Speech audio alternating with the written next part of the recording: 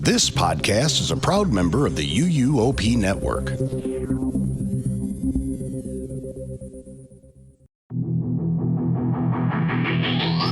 best friends talking about whatever, never making small talk or talking about the weather. It's stuff we know you like and want to remember, like classic tourist traps and buildings that look stupid. Theme parks and rides and water parks and slides. Gaudy decorations equals big dumb stuff. Themed restaurants, comic cons and haunts. Here's a list of other types of big dumb stuff. Mini golf, souvenirs, toys and games, fast food chains, dinner shows, MegaCon. Anything that makes you feel just like a kid is big dumb stuff. Hello. Hello. Hi, how's it going? Good. Oh, I'm asking the listeners. Oh, sorry. Hi, listeners, how's it going? That's great. Wow. Me too. Yeah, that's cool. Hey, I'm Kenneth. And I'm Kyle. And that's... Me. We're joined by Caitlin this week. Yes. Hello. And this is Big Dumb Stuff. Hey, welcome for another week. This thing keeps going, no matter how they try to stop us. They've never tried, but... No. But if they did, they wouldn't be able to, I don't think. No, they can't. Because we just do it We on stop our own. ourselves when we want. Yeah. Is that next week? Is it the week after? We're on our own schedule. No one's paying attention to when and how we do this. No. Let us be. Yeah. Hey, what's up? We're here, and this is probably going to be a long one. I don't know. This is definitely going to be a long one. Yeah, because I'm here to learn. I'm here to learn about an entire weekend, 4 days of 4 stories. mega days. Yeah. This might end up... Do you think this is going to be... Well, it can't. No. It can't be. We were going to format... I thought about formatting this like steak night. Yeah. How we do it after each day of steak night.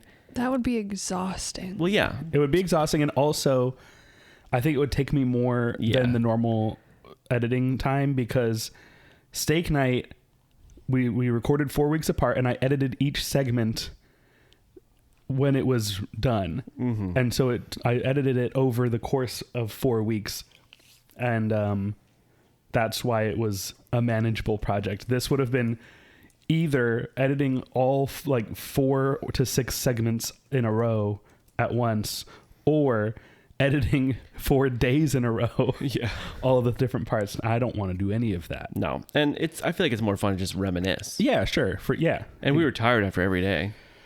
Yeah. I'm still tired. And what we're Yeah, me talking too. about, if you didn't understand what we shouted in the theme song. Or if you didn't read the beginning and you just closed your eyes and pushed the button. You press play when a new episode comes out. You don't read what it says. You don't care. Yeah, you want just us to tell you right now. Yeah, and it's MegaCon. MegaCon 2026. Yeah. A big convention in Orlando. This is Orlando's version of like San Diego Comic-Con, New York Comic-Con. Orlando's biggest convention is MegaCon. Yeah. Yeah.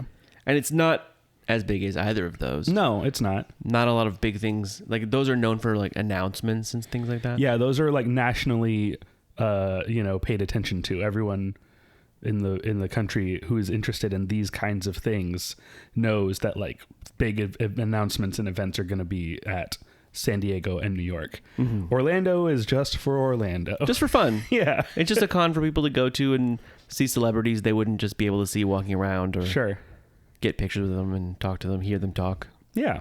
And buy a bunch of stuff. So Kyle and Kaylin went all weekend. I did not go at all. Yes. And so, listener, you and I are in this together. We're going to hear about what happened at MegaCon. Yes. Every day I'd come home and not say a single word to Kenneth. Which is unusual, because in the past, up until the launch of this show, actually, every time one of us would get home from something the other didn't do, it was like story time. Yeah. Here's what happened. And now we just usually when those would be happening, I'd be like, this could be a podcast. What's happening right now? Yeah. And so that's what this show is. That's what this episode is. And it's part of what inspired this show to happen at all. So we're doing it. It's here. Mm-hmm. Now when we come home from an event, we just sit and look at each other. Yeah. We sit in silence. Yep. But But the silence is over. We're starting. Here we go. Before we Yes. do that, let's get our chores done. Yes. All right. We have an email. Oh, good. Electronic mail. An electronic mail. It is from Phil. Phil. And it says, "Hi, Kenneth and Kyle." Hi. Alphabetically, I see. Yeah. "I live in the UK." Did we say we're friends first, roommate second? Oh, I don't know. We are. Okay. Okay, Phil lives in the UK. Phil, if you want to know, we're friends first, roommate second. That doesn't even matter. We have to say it. It's part No, of you the. don't. It's tradition. If you want us to say it, vote online right now. I'm gonna put a poll on the Spotify episode. Vote. Does it Send matter? an email. Does it matter if they say it or not? No, because then 7,000 people are going to send us an email out of the 20 people listening. I'll give you more emails to read. But I don't want to read them all. It just says yes. Yeah, yes, those. yes. That's No. not worth reading. No. We It have is to worth say it is worth reading to us, but not on the not pod. on the show. Yeah, it's Still email. It matters. It matters that we If say it matters that we say this, comment somewhere. It's part of the opening. Yeah. It's already happening. Yeah. Caitlin, you're ruining the email. Let me go. Hi, Kenneth and Kyle. Hi. I live in the UK and really enjoy the podcast. I was especially excited to listen to the episode about the Wizard gift shops. Oh. This is because in 2024, while on holiday in Orlando, Wow, that's he is British British. vacation. Yeah. I dragged my kids and wife to visit the Magic Castle gift shop as I couldn't comprehend why there was a shop with a giant wizard's head on the roof. Yeah. Us either, and we love him. Yeah. He's an Orlando icon. This is attracting people from around the world. He's a world star. Yeah. Thank you for making me laugh. Keep up the great work. Hopefully I can be an honorary friend of the show. Phil, of course. Yeah. Yeah. Sending an email automatically enters you into honorary friend of the show status. Best regards, Phil. Phil, thanks so much for listening, for appreciating the wizard. Yeah. For forcing your family. For knowing art. For forcing your family to enjoy the wizard with you. That's true dedication to big dumbness. That is very cool, yeah. Yeah. All right. Yeah, if you want to send us an email that says Caitlin is wrong, please send Whoa, I could be right. You don't know. I don't know. People like People like that kind of thing. people like friends first. I've already Name someone who's not you two. No, I'm no. not saying people like this specifically. I just mean when it comes to podcasts, people like those kinds of phrases that are like catchphrases, parts of the opening, you know? Yeah, Cox versus Mox. Yeah. But that's just something we say all the time. Yeah, that's not a. It's not a catchphrase Yeah. that's in every episode. Yeah. It is part of the top of the show. That's all I'm saying. That if we forget to say it, to me, it's like, People have told me that they like it. I don't care either way. I think it's funny, but yeah, it's just good to have a thing you say every time. yeah. Dream Jerks has it. Rush of Fear has it. Every show should have it. Mr. Rogers had it. Yeah. Are you That's saying not a Mr. Rogers podcast. is wrong? Mr. Rogers was not a podcast. It was a TV show. That's If he different. was still alive today, he would have a podcast and he would say the same thing at the beginning Yes, of it every would be episode. called "Won't You Be My Neighbor?" the podcast. Yeah. The But podcast you- I listen to don't have them, and I don't care. Did you kill Mr. Rogers, Caitlin? Nope. We don't know for sure. Caitlin is always trying to make our show what she listens to, but Yeah. it's No, not. I'm not. This I'm is just what we saying do. That the ones I listen to don't have it. They just get into it. But if they did have it and they left it out, you'd be like, hey, what happened? Where is it? Yeah. That's all I'm saying. I don't We've think started I If would. we something- never started saying it, it wouldn't matter. But Yeah. we did, and now That was it's Kenneth's part of it. idea, and he started it, and it went to every episode, Yeah. and here we are. It's fine. It's Let's just go. good to have. Anyway, let's get to Inside the Magic. Let's see how bad they are. Well, hold on. If you want to say that Caitlin's wrong, please email bigdumbstuffpodcast@gmail.com. Yeah. Inside the Magic, we hate you. Yeah, bad. Oh, I opened Inside the Magic at MegaCon, and it in the link, and it said to see, like, I had a feeling what an article was about, and I clicked it to make sure, and it said forbidden, page forbidden, you've been access denied. I was like, what the heck? Did Yeah. they block me? They know. Do they know? If they know, that's cool. They're on to us. Wow. Yeah. But then I opened it on Safari too, and it did the same thing, and I was like, I feel like they don't know my whole phone. There's no way Inside the Magic has the protocols to get to my whole phone. Yeah. So then I had Caitlin open it, and it said the same thing, and I was like, they don't know Caitlin's phone. No. They could hack my phone probably, but not Caitlin's phone. So I think something just happened with their website Yeah. while I was at MegaCon. Good. We're starting to get to them. Yeah.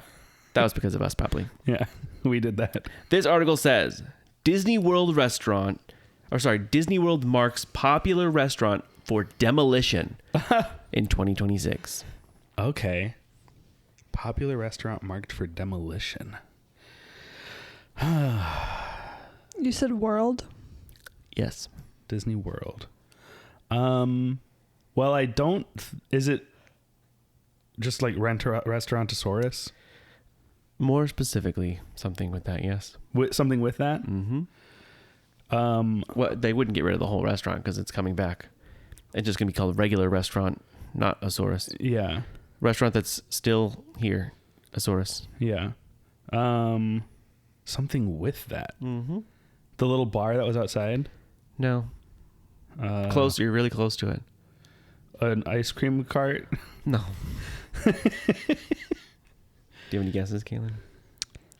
No, just that they're changing that restaurant. And what is a thing that's like outside that restaurant that wouldn't really fit South American theme I don't remember what else was in that. or tropical America? I just remember an ice cream cart outside of that restaurant. Yeah, me too. There was a cool thing that we tried to sit in on the last day. Oh, the RV. Oh, the Airstream Yep. thing. So that restaurant. That specifically thing. That To me, specific that little is- thing. That is attached. So It like, is attached, it's but not they marked it different. for demolition just like they did with the T-Rex bones. Yeah. And people keep seeing these and making full articles about it. Yeah. So they're just going to remove part of a restaurant that's still going to be there. Right. But they made it seem like the whole restaurant is being demolitioned. Yeah. Well, also, like, I feel like the headline is implying that a restaurant that isn't already closed Yeah. is going to be demolished. Like, they're going to demolish Be Our Guest. Yep. And that's the picture in the article. Really is Be Our Guest? It is. It's that main, that main ballroom area. Wow. So it makes it I've seem never like been there. Oh, it's good. I've never had like an actual meal there. I've been in there. I had the gray stuffed cupcake, but I've never actually eaten there. Like, actually. So I'll need to do that. Yeah. Yeah. Okay, bad. All right, bad. You suck. Next, we're here. MegaCon. Yeah, MegaCon. There's so much to this that I'm sure we gotta breeze right through the first two parts. There's 4 huge days. Yeah, mega days. 4 mega days. Yeah, Let's talk about our history with conventions a little bit. sure. So I started going to conventions, or MegaCon itself started in what year do you think? I have absolutely no idea. I guess I would imagine somewhat recently in like the 2010s. Would be my guess. Caitlin, do you have a guess? Either the 90s or early 2000s. I'm gonna just nail down a year of like 2012. I'm not going to nail down a year. Okay. MegaCon first started on December 12th, 1993. Wow. Sweet. Yeah. Okay. But it's evolved ever since. When did like Comic-Con start? Oh, Those are that's really weird. old, right? Yeah. I don't think It was not this big or anything Right. like that. It didn't become the thing that it is now. It was wow. literally just a comic book convention. Yeah, like where people could just go and get comic books and signed by maybe a couple comic book artists. Right. It didn't No have actors. It didn't have like movies and No like, announcements. Yeah. Just, You didn't have like the Terminator 2 panel at Comic-Con. There's not John Cena. Yeah. No, it was just Do, do, do, do. it was just a place to go probably buy comics And meet other like comic people, enthusiasts. trade things. Yeah. Um, It was I bet it's like in the 70s. yeah, 1970. Wow. Okay. August 1st through the 3rd, 1970. Yeah, and 23 years later, Orlando was like, let's get in on that. Yeah. We could do that.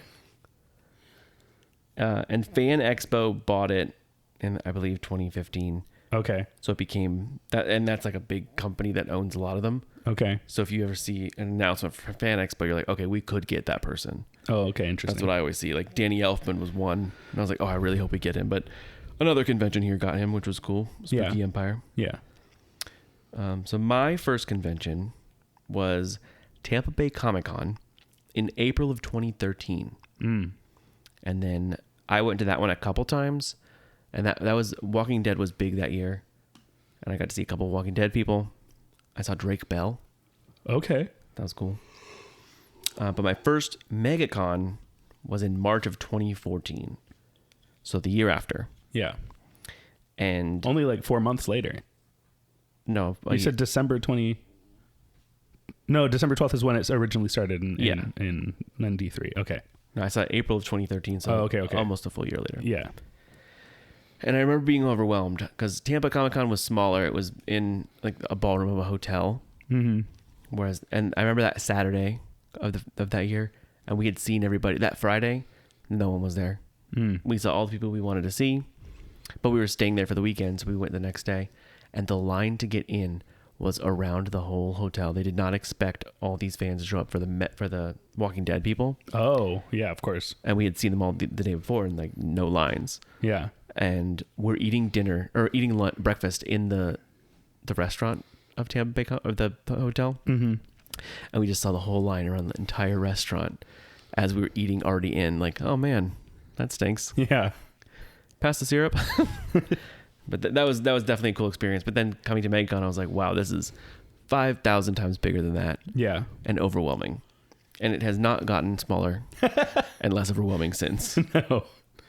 Caitlin, what about you? What's your history with cons? My first convention was also Tampa Bay Comic Con, and I think we went the same year. In 2013? Yeah. Who was there? I truly only remember Walking Dead people. Who? Like people dressed up as Walking Dead I know, people. but who? Do you remember the guests?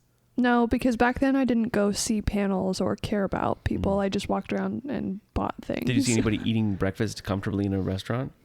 No. No. Did you see Drake Bell? No, but I've met him and what's his face? Josh. I've met both of them before. What's his face? The other half of the name of the show? Yeah, they're like always in Orlando, so it's like not rare to meet them. But that's Tampa. They're never in Tampa. They're always in Orlando, never Tampa. Okay. Well, I didn't say I met them in Tampa. Anyways, that was my first convention, and then after that I started going to MegaCon, but I think I skipped a year and then started going in 2015, maybe 2016, regularly every year after that to MegaCon. I've only gone back to Tampa Comic Con a few times, just because it's smaller and it's far away and harder to get to, but I always go to MegaCon. Yeah, I always go to MegaCon. Tampa's, it's harder to get to. I'll look at the guests, and it's in September now. It used to be in like summer, early spring, but in September it's hard because Horror Night's happening, and I want to be there instead. But yeah, we also go to Spooky Empire, a horror convention in town, and then Scaradise is a newer one that it was called Spookala in Ocala. And it was in Ocala 1 year. Yeah. And then they moved to Tampa, and they were at the same convention center for like 4 times in a row. And it's still called Spookala. I'm like, I feel like it shouldn't be called that. Yeah. So the name has changed to Scaradise. Yeah. I said a joke to someone at MegaCon, the illustrator who does the artist who does the Goosebumps book covers. Oh, yeah. Because you were like, yeah, I think we saw you at Spookala, which is in Tampa now. And I was like, yeah, they should call it Spookampa. And he laughed. He thought that was very funny. And I was like, cool. Do you want to do the cover of a book I'm going to write? What was your first costume you dressed up in? My first costume I dressed up in for Tampa Bay Comic Con? Did you dress up that year? Forever, I was Rick Grimes from The Walking Dead. Whoa. That year for Tampa? For Tampa. I was Motorbike Daisy from Mario Kart. Oh, that's awesome. And my friends and I, we were all different characters from Mario Kart, and we had balloons tied around ourselves and ran around the convention popping each other's balloons like you do in the game, and whoever had the last balloon won. Yeah. I don't think I won. What was the prize? Just winning? Just winning. Cool. And then my history with cons I went to MegaCon for the first time 2 years ago, 2024. I had never really been interested in going to cons. I didn't really understand from the outside what you even do there. I was like, people just walk around in costumes? Okay. And what else? What is there to do? And I'd been wanting to go mostly because I wanted to make a Pangolin Manuel Miranda video at MegaCon. I thought that would be a good place for him to go and make a video. Oh, definitely. And so Can you explain for people who don't know who that is? Oh, Pangolin Manuel Miranda. He is my band Pangolin's #1 fan. He is a pangolin. Some people use the slur puppet to describe him. Not a British thing. No. Not, oh, a puppet. No. Not a pirate or British thing. No, puppet as in like a puppet show. Yeah. And he does not like being called that. But he looks nothing like a puppet. He looks like a pangolin. He's a pangolin that you have in your hand, wearing a t-shirt. Yeah. That says pangolin on it. Mm-hmm. And we sometimes send him to events like Sir Henry's Haunted Trail, to do video reports, as a correspondent, because if we get invited to a media event and I'm like, we're not a media outlet, we're a band. I don't understand what they think we're going to do. And so the first time that happened, I was like, what if Pangolin Manuel does the video? And so now that's what he does sometimes. So I thought he should go to MegaCon, and for like 2 or 3 years, MegaCon just always, I never knew when it was, so it'd be happening. And I was like, well, I guess I'm not doing it this year. But 2 years ago, a friend of mine, a friend of the show, John Lewis, who does sell art, he sets up a booth at MegaCon, and he had an extra vendor pass that I was like, hey, can I go use one of your passes? And he was like, yeah, absolutely.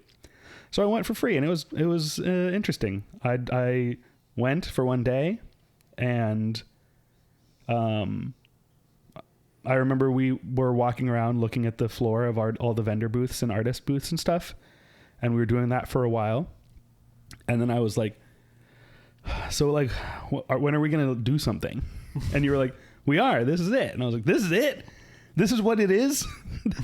I don't think I like this if this is it. Did we not see any panels? Not that year, no. There was just panels. We couldn't do the video, see panels, and see the floor on the same day. So we made a priority of doing videos that day. Yeah. And then last year I went for the second year. Again, same situation. My friend John helped me get in, and we did see a panel. We saw the Howard family. Oh, yes. Ron, Bryce, and was Clint there too? Yes. Yeah, so it was the three of them. And that was cool. I don't really care that much about them. Mm-hmm. So it was like, I could definitely see, like, if it was something I care more about, being more excited about it. But I was kind of just like, all right, we saw Ron Howard talk with his daughter and his brother. Okay. Mm-hmm. But yeah, that's kind of, I've gone twice. I think the idea of doing like a group cosplay, like Caitlin did with, like you said, with all your Mario Kart character friends, like that seems really fun. Just like get together and do like a big thing like that. Mm-hmm.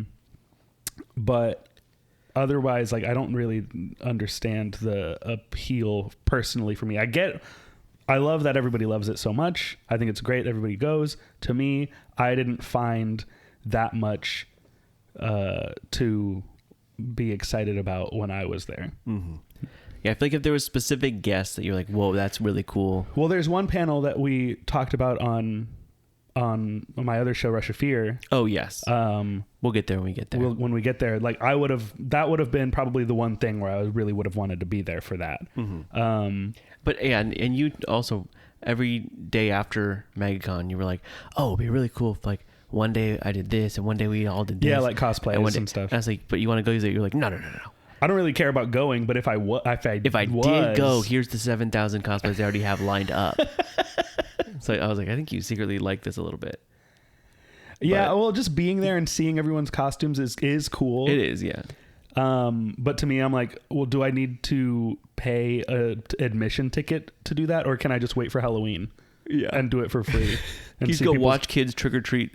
No, in the bushes. Adults at, like, if we went downtown, it would be like Comic-Con except horrible. Except the worst. Would you rather be downtown or at MegaCon? I've been downtown on Halloween and saw everybody's costumes. A lot of things though, like downtown, people don't spend the time No. and the effort Yeah, into that's their true. costumes. Because it's a People different spend thing. all year Yeah. making these costumes. Yeah. No, people, It's such a talent. people go to Spirit Halloween and they're like, done. Yeah. This is like all in.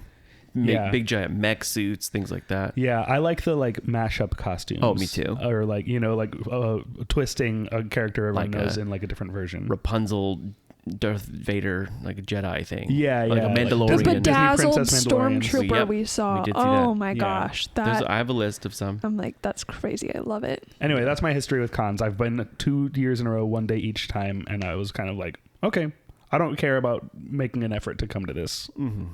Yeah. But I think if you were given the opportunity, you would not go. No, yeah. If You would have gone this year. You know what I said? I think I would really like working a booth at a con. I think that would be really fun. Or,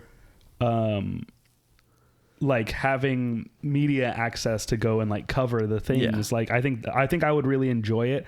I just don't think it's worth it for me to pay to go to it. Yeah. So if they want to give us media next year, Yeah. we're not going to say no. Yeah. But apparently it is pretty hard to get. The only thing I want is to be there so I can buy my own Roosevelt shirts that are exclusive to the con instead of trying to find someone who can get it for me. Yeah. Yeah. All right. So let's start. Yes. Let's talk about our 4 days. It's obviously very hard to see everything, so we did not see everything. Right. We made a list of these are the panels we would see, and even looking at that list, I was like, oh, when are we even going to look at the floor? Like, Yeah. Because it's so big, you have to like go in and out of that panel room, and that's what's frustrating is you can't just sit in one spot. If I'm like, can I just sit in the very back row and just sit here all day, Right. and not have to get up, go back in the line, and come back in to get in the exact same similar spot?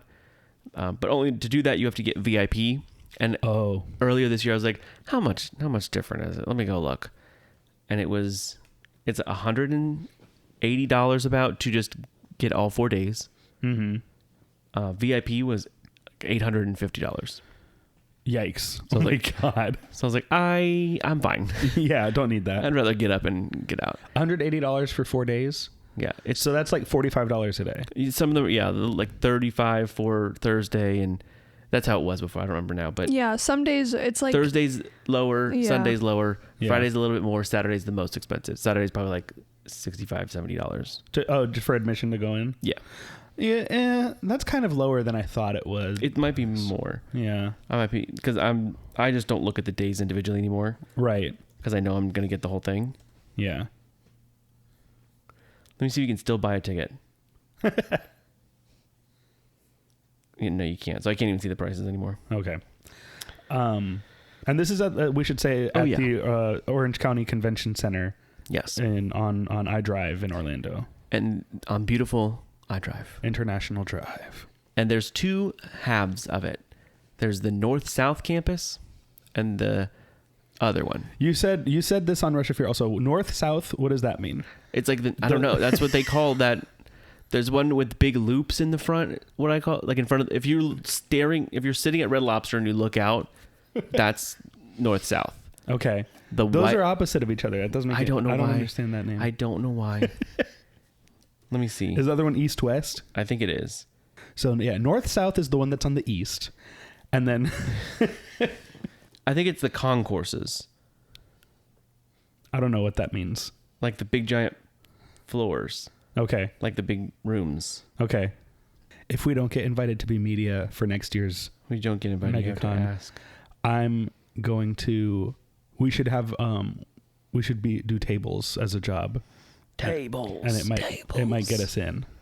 So I figured it out. It's north south is the one across from the beautiful Red Lobster, and then west. That's it. No east. I hate It's the way weird. they named this. This is worse than Epcot's new neighborhoods. Yeah. Well, nothing's worse than that. But in the past years, it's usually at north south. Okay. And in my mind, when it's at the other one, I'm like, oh my gosh, that one's the worst. It's too far away. It's really big, and it's hard to get there. Yeah. But from this year, I've realized, no, that one's good because it's more spread out, but you're not walking a bunch to get to like the panel rooms. It's all kind of parallel to each other. and they have the big giant theater, like a Broadway style theater. So when we went to the last 2 years, where was that? Which one was that? North-south, across from Red Lobster. Okay. And if you don't know, like, it would look exactly the same. Yeah. But the north-south one is more white. Like, the whole building itself is very white. Okay. The other one's more tan or cream colored. Okay. And that one, the west one, is where they had Star Wars Celebration. It's the bigger one, so like bigger things are held there. Yeah. And so that one to me is the Star Wars Celebration one. And then the MegaCon one is the other one. Okay. But they switch back and forth. But the parking lot behind north-south is horrible. No one lets you out. It's whenever it ends, it's just huge. It's an ever-flowing river of cars that you can't find your car in. You can say, oh, I parked next to the palm tree, but there's 3,000 palm trees out there. Yeah. There was a year where I thought someone stole my car. Where I was like, I swear I parked next to this palm tree. And I had to keep going, and I found it. We called OnStar, and they were like, no, it's there. But it's in the other one. So the west one has a parking lot behind it, and it's very close to it, and it's not big. So the parking was full when I looked at it, and that's always this whole month I've been stressed about going to this convention because I'm like, where are we going to park? It's just so expensive to park there. I don't want to spend the price of the ticket to park there. Right. To walk 40 million miles to get to the car. That's not worth it to me. Yeah. But on the day before, they opened some of the parking spaces back up, and lot 1 opened again. And I was like, that's the good lot. I know it's right there. I'm going to just buy it. Okay. And that was the best decision I've made in a while. Okay. I was like, every day I was like, that was worth the $40. Yeah. And then for the whole weekend? No. Oh, $40 a day? A day, yeah. Yikes. So it's $170 Ugh. for the all 4 days. No. It was worth it. Yeah, it was very worth it. Okay. I wouldn't, if you're listening to this and you're going, don't park there because I want to park there. But if you should park there. It's really the best. Only if it's in west though. Yeah, yeah. Or even if it is in north-south, you can go over the little bridge between the two because they're on either side of iDrive. Yeah. So it is kind of worth it because that north-south parking lot is just a mess. It's horrible. They designed these complexes without people in mind, I think. What do you mean without people in mind? Like they're like, oh, no one's gonna ever be in these things. Oh, they don't have to. They don't think about how people are gonna get there. Get there, get out, be there, and then leave.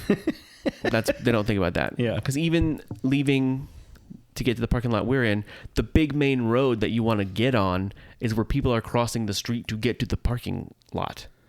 So no one can drive forward because everyone's crossing in front of you. Yeah. And it's like, oh, you have to stop for pedestrians. So they should have built like a little bridge above that so people could walk over the main road. Yeah. So just things like that. They're like, oh, well, this is the main road. There's the lot. People can't get to it without walking in front of the main road. Yeah. Like silly things like that.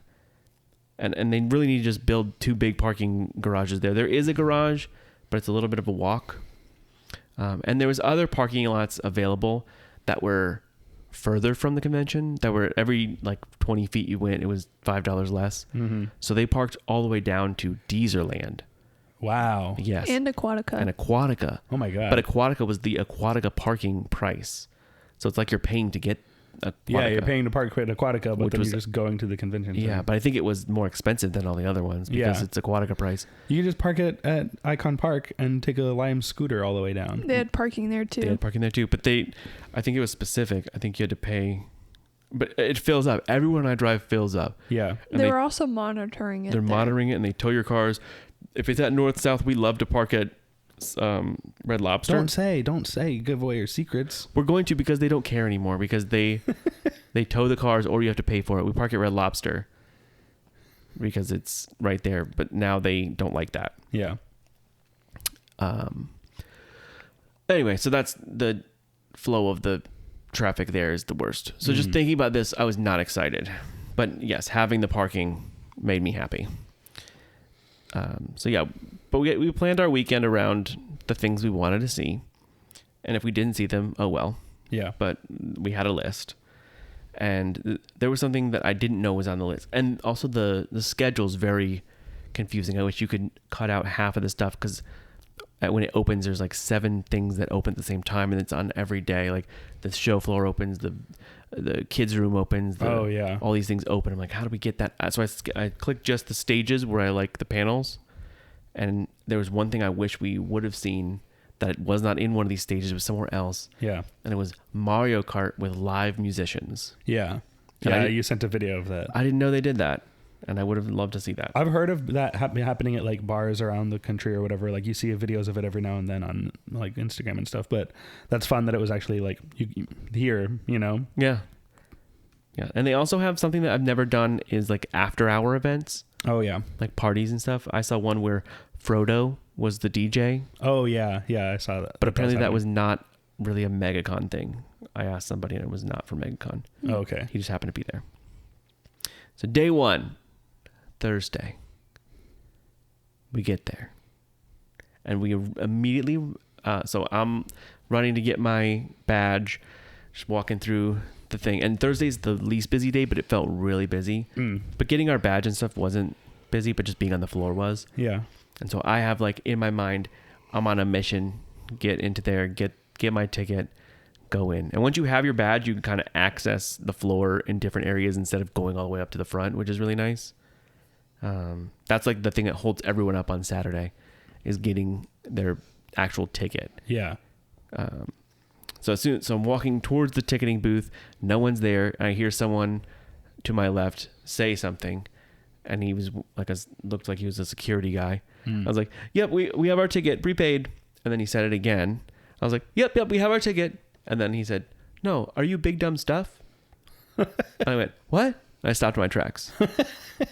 And he's like, are you Big Dumb Stuff? And I was like, yeah. And I thought it was someone playing a joke on me. Yeah. And I was like looking around like, who's out there? Who's out there saying something? But no, it was fan of the show, Scott. Whoa. And he introduced himself. We talked for a minute. This is the one story that I have heard because I called you immediately. Yeah. It was just cool to me that a fan was there. Yeah. And that was the first person that we saw. Yeah. Scott, like you have a list of all the people you met and the things you saw, and you're on his list of MegaCon people he saw. Maybe, yeah. Yeah. He saw Frodo, Kyle from Big Dumb Stuff. Yeah. No. It was just really cool to me. Yeah. That's your first time being recognized as a public figure. Yeah. And then the first thing we did was saw a panel with Jim Cummings. Oh, cool. And John Rhys Davies. Oh yeah, John Rhys Davies, who plays Sala in Indiana Jones. Yeah. So Jim Cummings has a podcast, and they were doing a live taping of the podcast. It's called Tuned. Okay. And it's something I've seen clips of online, but never watched or listened to. And the panel started, and it did not seem at all like they were doing a podcast. They were just doing a regular panel. Okay. Right, Caitlin? Yeah. Yeah. Yeah, I don't know. They kind of just they said a little bit at the beginning, but they didn't say like They didn't say their classic much. catchphrase they say at the start of every episode. They didn't say we're friends first, Sala second. No. He said, I'm Jim Cummings first, Pooh second. I Yeah. feel like the way that they were talking at the beginning was that they were gearing up to have like a start, but then Then Sala took the lead. yeah, he did. He just started talking and talking and talking. Sala just went on, and he is one of the nicest people. I've seen him a few times, and He's a little guy. he's a little guy. He's on the little guy list. And he talked a lot about William Shakespeare and just Shakespeare in general Oh, for okay. probably 25 minutes. Wow. I would say. For 98% of the panel. Yeah, for almost the whole panel. And he Jim was just Cummings talking is about there. Shakespeare. And I'm like, I just want to hear him do voices. Yeah, that's all you want. Sala, I love you, but please let him just do like a Pooh or something. I Yeah. just wanted him to talk about Indiana Jones. Yeah, he didn't talk at all about Indiana Jones or even that sucks Lord of the Rings. when you go to a panel. And they don't and- talk about the thing you want to talk Yeah, about. that But then get up and ask a question. so But there was no much. questions to ask. It was a panel, or it was a taping. Like there was not Right. a Q&A. Yeah. Sometimes they don't have that though No, as like an option. There's 3 types of panels in my mind. There's this type of panel where they just kind of talk, and if it's a predetermined thing, like this is the podcast, and then there's a Q&A, Yeah. and then there's just them talking, and the moderator asks the cues. instead like, of the people. Like no normal people don't go up and ask. It's predetermined questions. Right. And like maybe there's an opportunity before for like you can write fans them in. to and those are the questions they're sending in. Yeah. But those are for the bigger ones. Like some of these guests, like John Cena, a lot of the hobbits from Lord of the Rings, those panels are very predetermined. Whereas, John Cena wasn't actually. He had people ask questions. Yeah.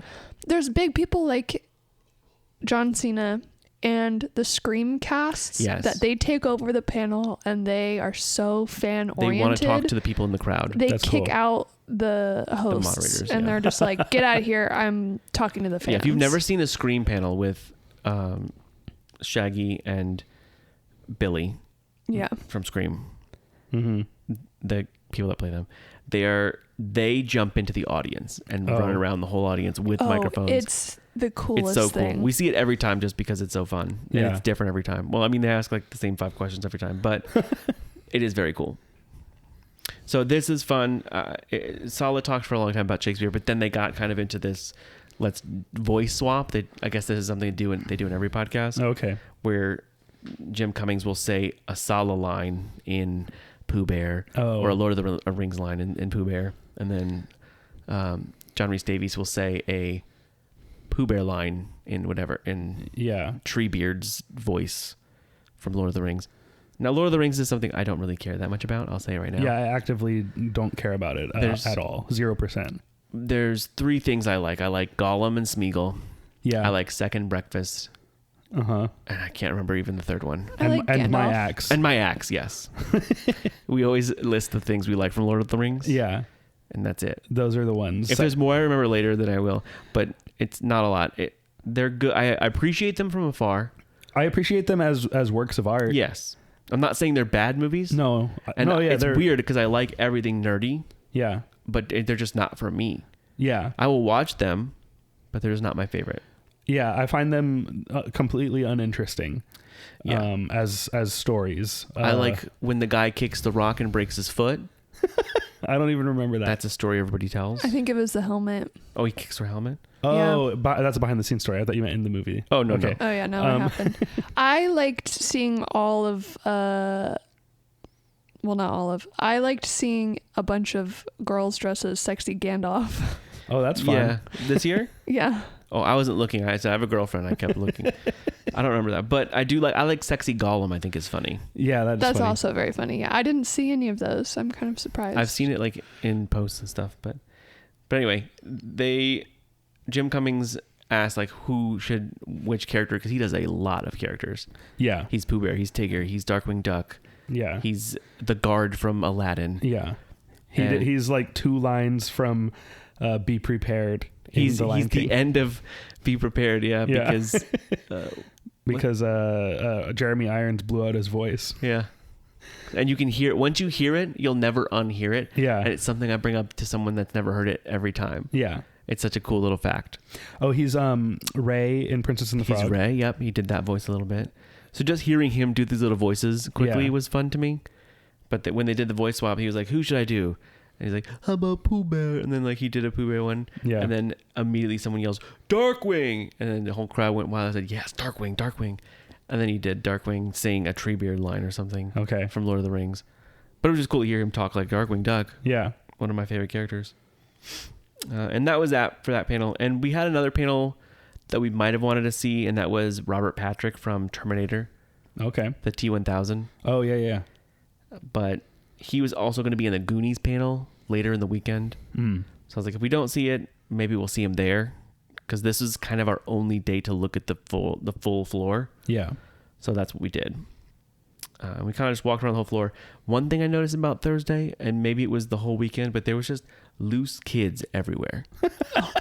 That I don't think has ever happened really as much as this year. People, not little kids, but like teenagers just running around, being there and annoying. Like parents just dropped off their teenage kids and then picked them up when the convention was over. Yeah, which I totally go for.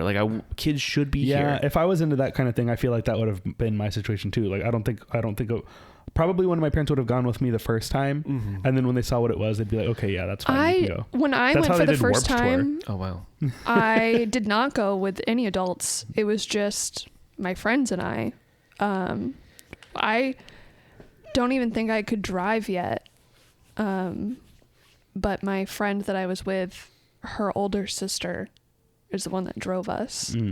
So like we didn't go with any adults, but we weren't disrespectful. Rude, yeah.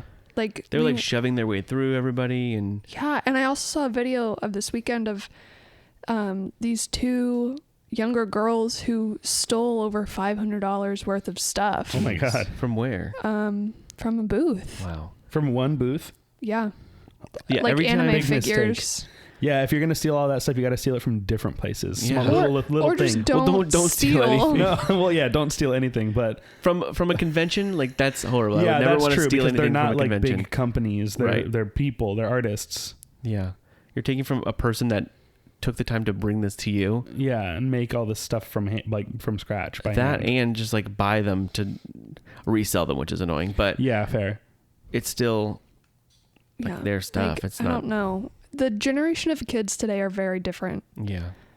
and they're annoying. Anytime that I'm walking through a booth, because it's hard to know if like they see me that I have this item. I'm not trying to take it. Right. So I'll take it and I'll hold it way up in the air. Yeah, if there's like, something this is a that thing I have happens- in my hand. I'm making sure you see that I have it. Yeah. I and do now that I'm putting too. it back. It's 3 times the price. I'm good. Thank you.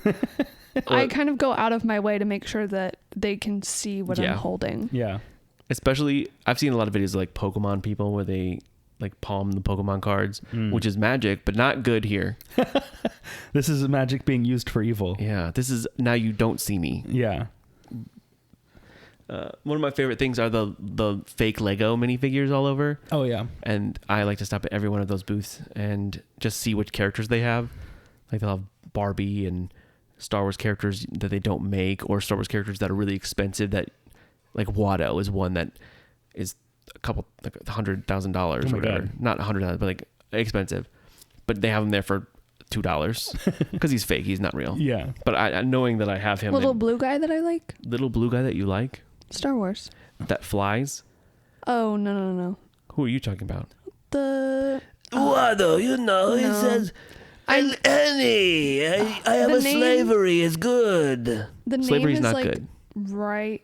I know his name. What does He's he a do? little blue elephant guy. I know who you're talking about, yeah. From the kids one. Yeah. From Skeleton Crew. Oh. no, no. not him. But he is that kind of guy. Oh, Max Rebo. Yes. From the Max Rebo I band. wasn't sure. I Yes. wanted to say Max Rebo, but I didn't know if he was just in the band or if that's Max. Yes, that is Max. His little figure is really expensive too. I think it is, yeah.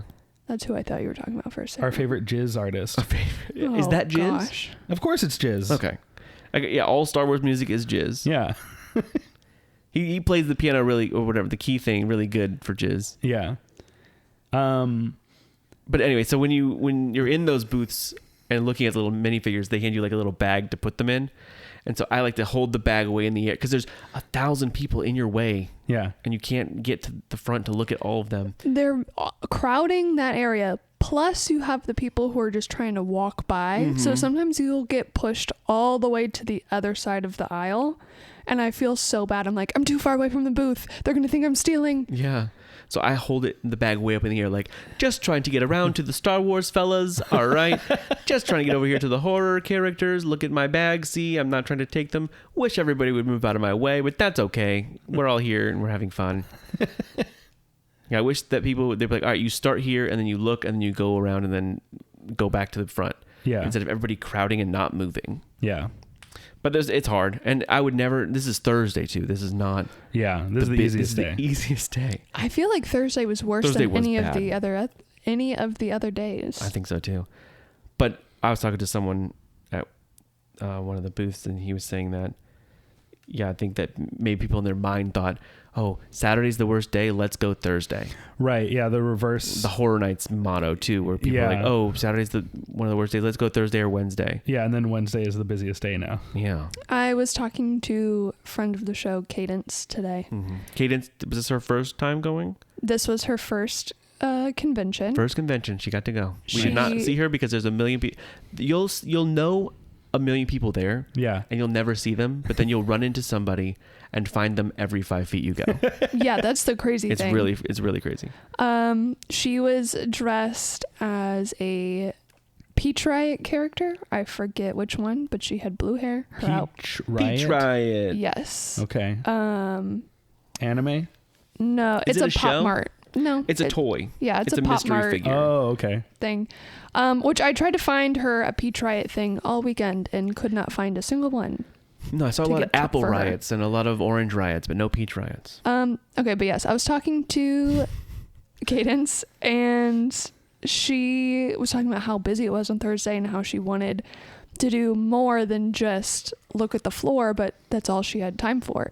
And Yeah. she even asked, she's like, next year, can I go to MegaCon with you guys? Because you guys seem like really fun people to go to a convention with. We are experts. And I want to do more. Like, she wants to go to panels and to do other stuff that like we did all weekend, but there's just not enough time. There really isn't. If you're going one day, you need to kind of make a priority.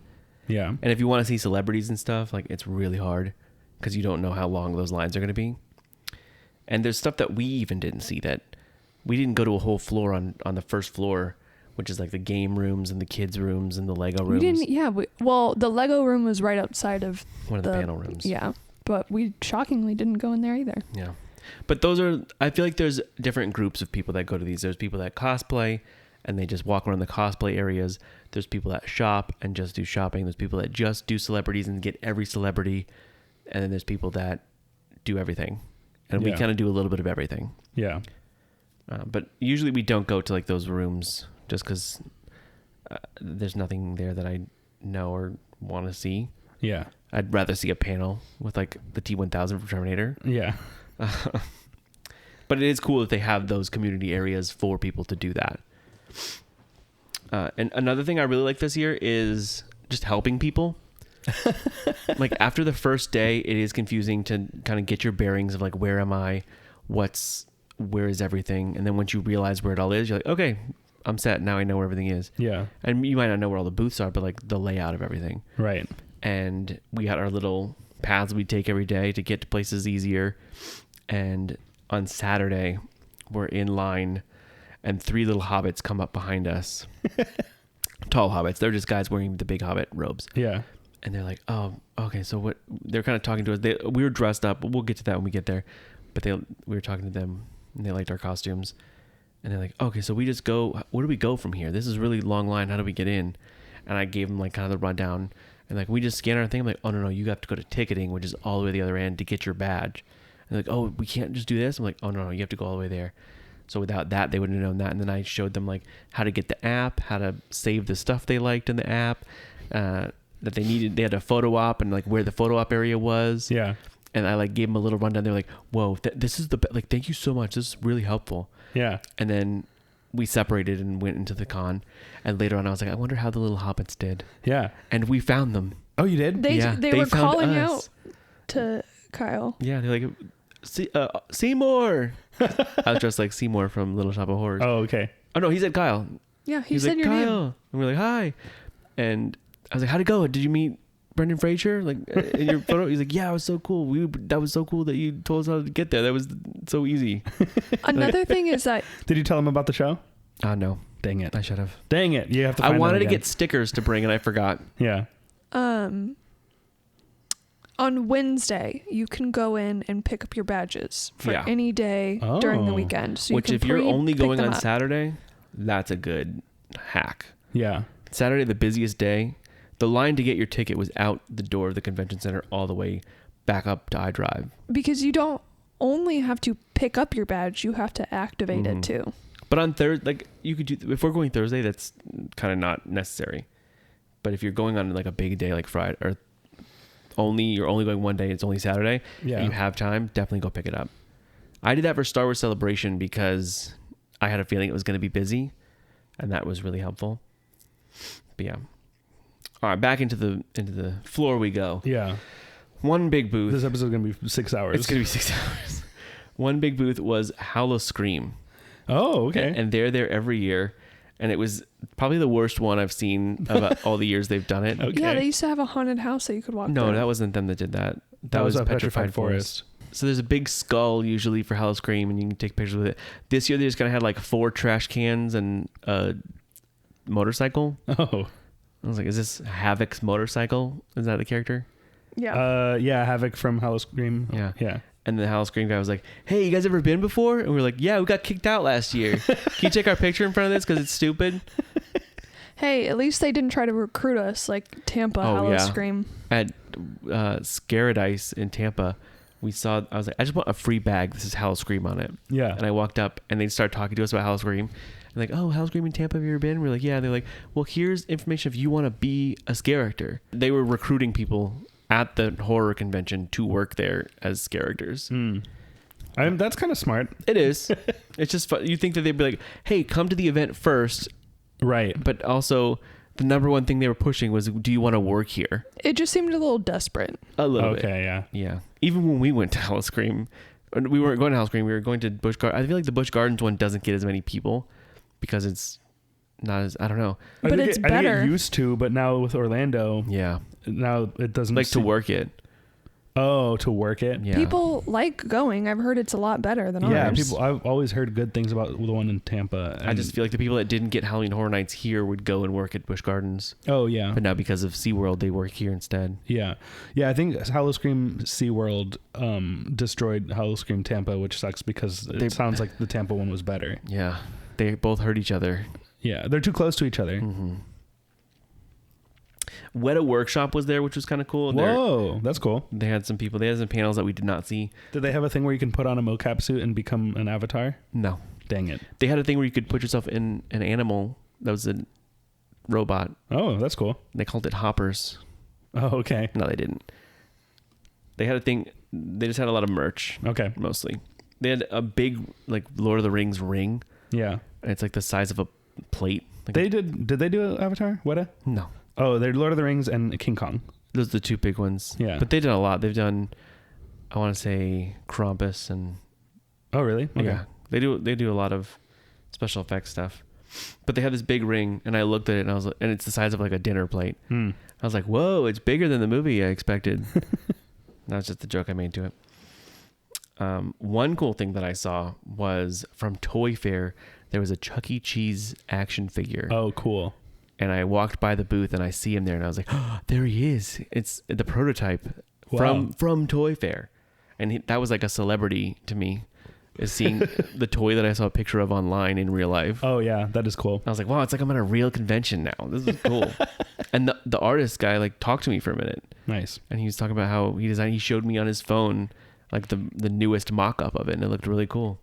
But it looks like a NECA style figure where he's super articulated and has multiple heads. He said they're going to have an animatronic head version. Oh. Where it's all in one box. Very FNAF. Yeah. But that was just cool to see. And the guy was really nice.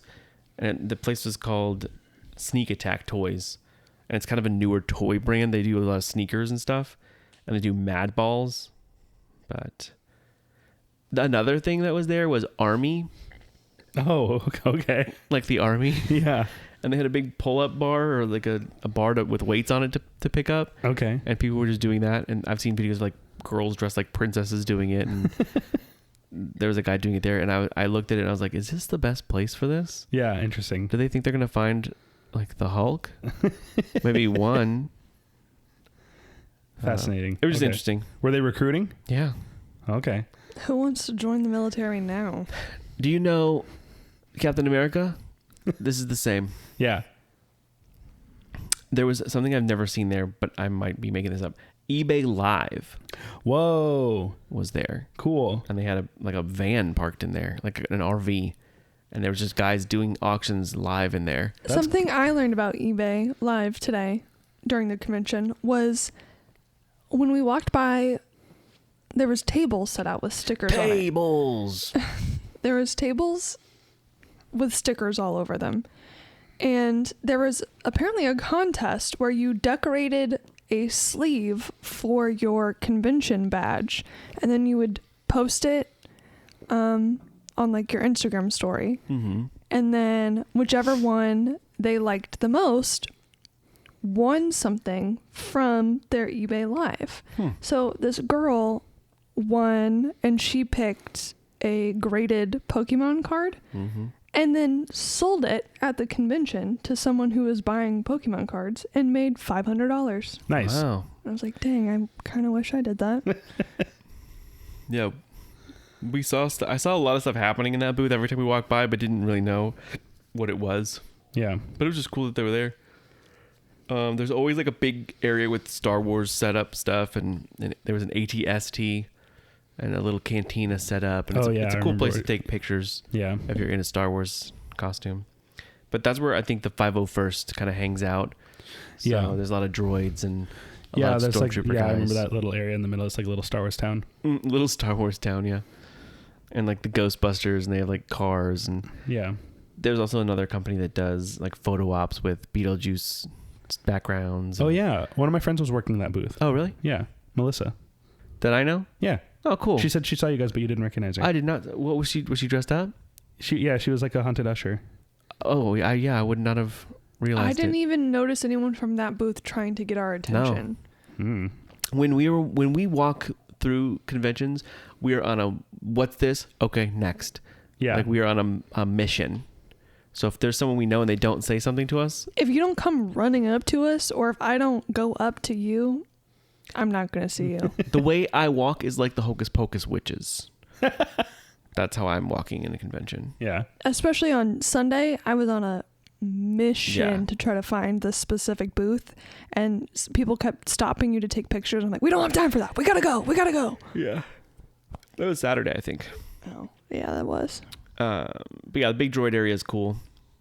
We saw a sparkly R2-D2 Wow. covered in rhinestones, and there was a stormtrooper with him at one point. And then we saw Wally. You saw Wally that one time. Yeah, I saw Wally. That was my favorite. We play, saw probably. Eve. She ruined it, yes. And then we saw Eve for the first Wow. time. Was she I flying didn't around? see Wally. I just saw Eve. He was covered up Oh, next to yeah. her. But yeah, that was cool that we saw. I've never seen Eve like that. She was just hovering there, yeah. That's cool. But permanently, like it wasn't a robot. She might have moved, but she wasn't on. Oh, okay. Yeah, I like the fake Legos, and they have these really funny Pokemon shirts that I've never seen. I probably have, but just blocked them out and never realized it. Like Weep and Bell, but it's in the Taco Bell logo. Oh yeah, I think I've seen that. Mountain Mew, and it's Mountain Dew. Okay. There's a guy that had like terrarium-like scenes that looked like Godzilla was like crashing through the water. Okay. And it was like in a science book where you cut out the Oh yeah. and like here's the layers, but it's 3-dimensional. They had there's a booth that does like unique wands, and they're there every year, and they have like a lightsaber wand and John Hammond's wand with the cane. Oh yeah. I think that's really I fun. think you've sent me like pictures of those, I think, but I don't remember seeing them in person. Mm-hmm. And then we also saw a Victoria Frankenstein tapestry blanket. Oh, cool. It was like a really nice woven thing. That was very cool. Yeah, I walked by, I was like, whoa, Victoria Frankenstein on like a tapestry here. Like a throw blanket. Yeah. That's really cool. Some of my least favorite things at any convention on the floor are those big giant booths with those mystery boxes in them. Oh yeah. I just feel like there's so many of them. I took a picture with every single one of them. And like there's got to be nothing good in them, right? I've seen a couple of videos, and I even asked someone, I was like, is there anything good in them? And they're like, yeah, it's pretty good stuff. And I was like, but really though? One of my first conventions I ever went to, I bought one.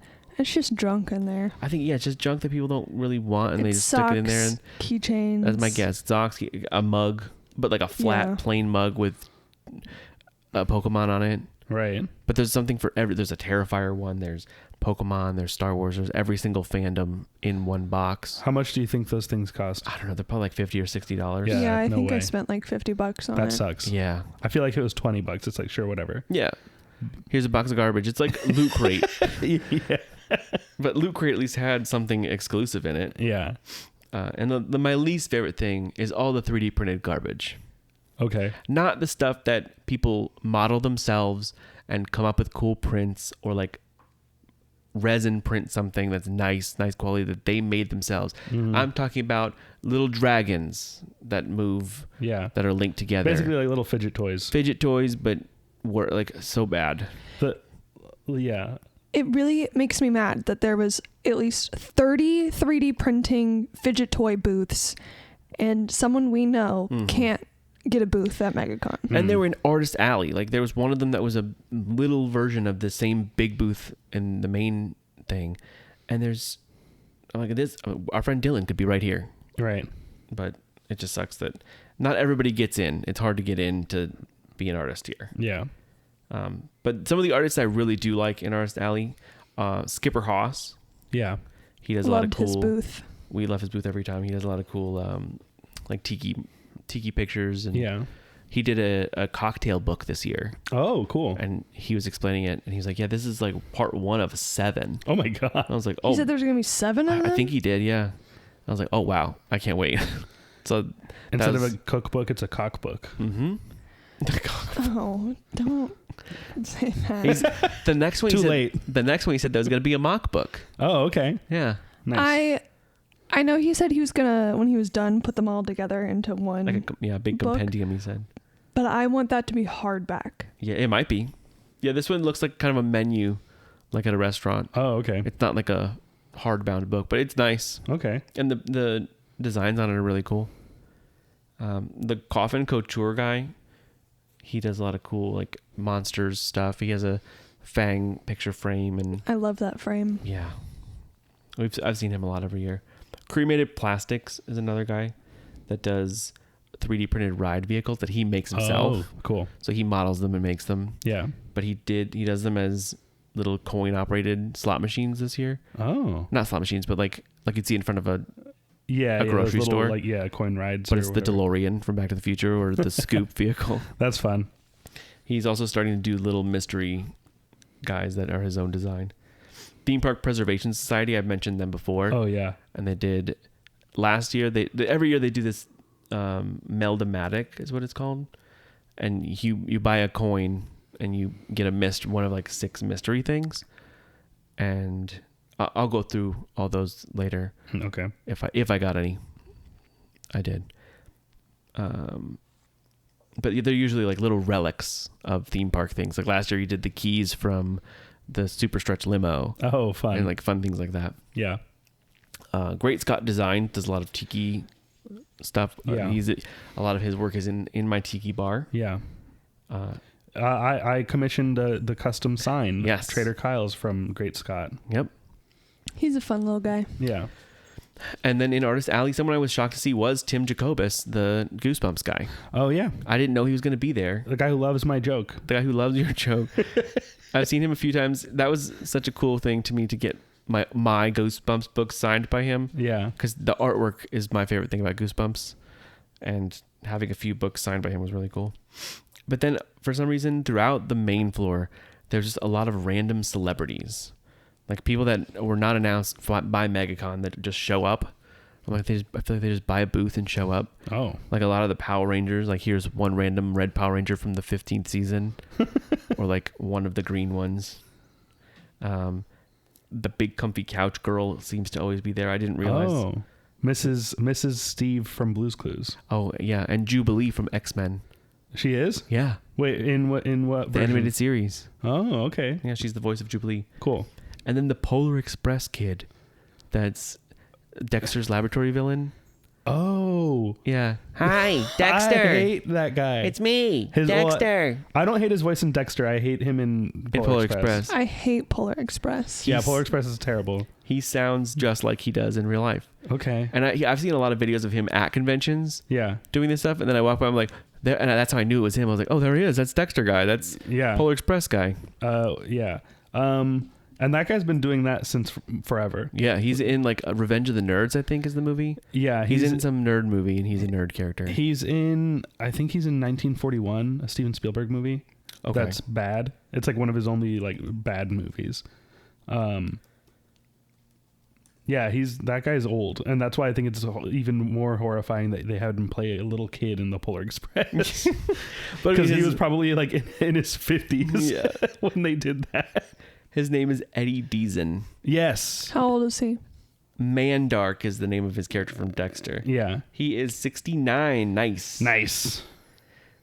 But yeah, as we were walking by, I heard his little voice too, and I was like, wow, he's here too. Cool. But unannounced. Yeah. And just kind of has a booth here.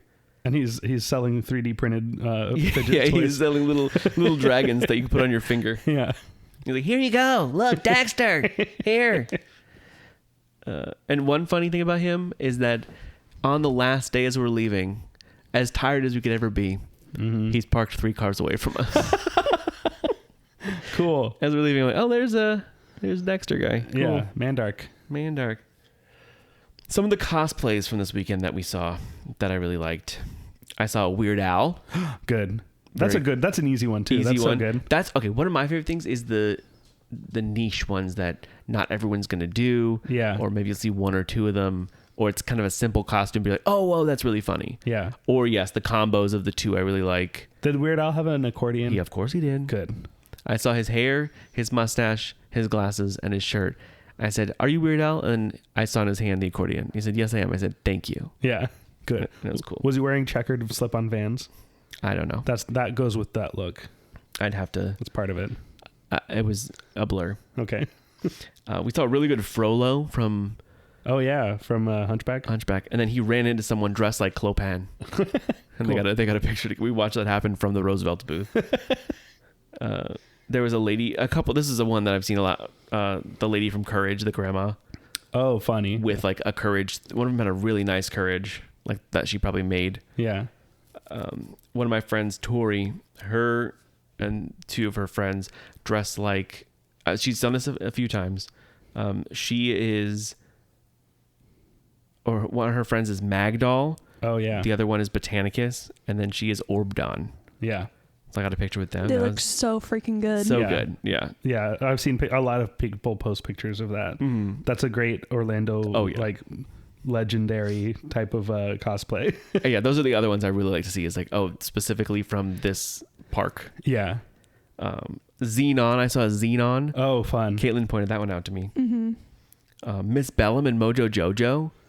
Oh, fun. Powerpuff Miss Girls. Bellum. Wait, how did they do that? She just had like kind of hair in Her her wig face. was just in front of her It was face. really big, yeah. That's And awesome. Mojo Jojo was like a full, like almost prosthetic mask. Wow. Yeah, it I think he looked glued like crazy. It didn't look like a prosthetic. It looked like a mask that he kind of glued to his face, but it looked good. Okay. Mhm. I took a picture of them.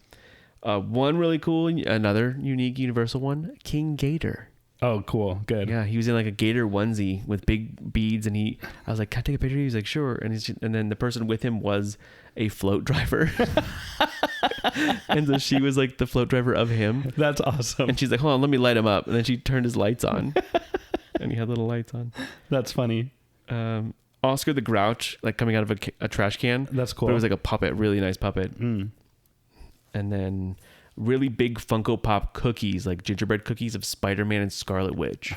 Huge guys. They were really cool. They're That is really cool. funny. There was also, can I say one? Yeah. There was someone dressed as a giant inflatable calcifer. Oh, yeah, he's on my list. Calcifer. Oh, yes, from Howl's Moving Castle. Yeah. Yeah. Close your eyes and Loved picture a it. huge... Now picture him 3 times bigger. That's how big he is. Wow, that's good. That's good. There's a character that I was trying to find that I will explain when I get there. Okay. But I kept looking at that booth for this character, and I turned the corner and I see someone taking a picture, and I was like, oh, maybe he's out. And I look, and it's a huge calcifer. I was like, that is not at all what I expected, but that's awesome. I saw people dressed as KK Slider and Isabel from Animal Crossing. Yeah. And I ran up. KK Slider was actually here at the aquarium. I know. I ran that up. I said, "Do you weekend. know that he's in town playing a concert at the Sea Life Aquarium?" I told them about Sea Life. They're like, "Yeah, we went last week." I was like, "But do you know about when the characters are there?" They're like, "No." And I was like, "Isabel's going to be there Easter weekend." And they're like, "That's the one we want to meet." And I was like, "Yeah, you should go to it. It's really cool." And she's like, Yeah. "Yeah, we're going to go back now." I said, "KK Slider is in town right now, but he's during this thing." And they're like, "Okay, yeah, we do want to see Isabel. Thank you so much." Like they were excited to. Yeah. And then I walked away and I was like, you should have told him about the podcast. Yeah. We met Tom Nook, and you can Darn hear it. about it. Yeah, big calcifer, a big Fallout boy Okay, yeah. from Fallout. We call him Fallout Boy. Yeah. With a big thumbs up, but he looked like a mascot character of Fallout Boy. That's fun. One of my favorites, the little magic worms on a string. Loved that The one. magic Like worms. you know how you have like a worm and it's going through your fingers. Little fuzzy and worms. Fuzz is it's just a line of fuzz yeah. with 2 googly eyes on it. Yeah. I looked at it. I said, "Are you one of those little worms?" And she goes, "Yep." And she popped her little head down.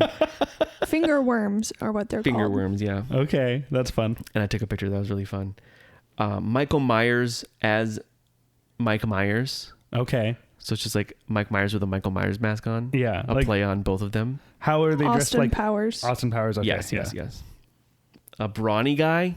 That was really funny. Loved it. He was just walking around with a. That's good. That's the best kind. Yeah, right I there. love that. Yeah. That's my favorite. Is a niche little guy that he looks kind of like him. Yeah. I wish he was with a Mr. Clean. I know. I know. I was just thinking like, so yeah. The When Cleaniverse. when I went to MegaCon and we were leaving, I was like, what are all the bald characters I could be? I could You could be Mr. Clean. I could be Mr. Clean. I could be Dr. Manhattan. You could be Professor X. Yeah, I could be Professor X. I could be. Yeah, I was just like thinking of like all the different ones. Yeah. But yeah, Mr. Clean's a good one. Yeah. I got to work out a lot to be Mr. Clean. He's buff. You could be your own version of him. Yeah, just more out of shape, Mr. Clean. Yeah. A game that I like to play was, is this Victoria Frankenstein or just a goth? And a lot of times it was just a goth. Okay. I'd be like, whoa, Victoria. Nope. No. There was one time it was Victoria Frankenstein, and they were a huge group of the characters. There was someone that made like an Igor helmet that he has on in the pre-show. Oh yeah. They were carrying it around. One of my friends was Dracula with the big wings. And barefoot. I immediately looked right down at the feet, and I was like, what are those?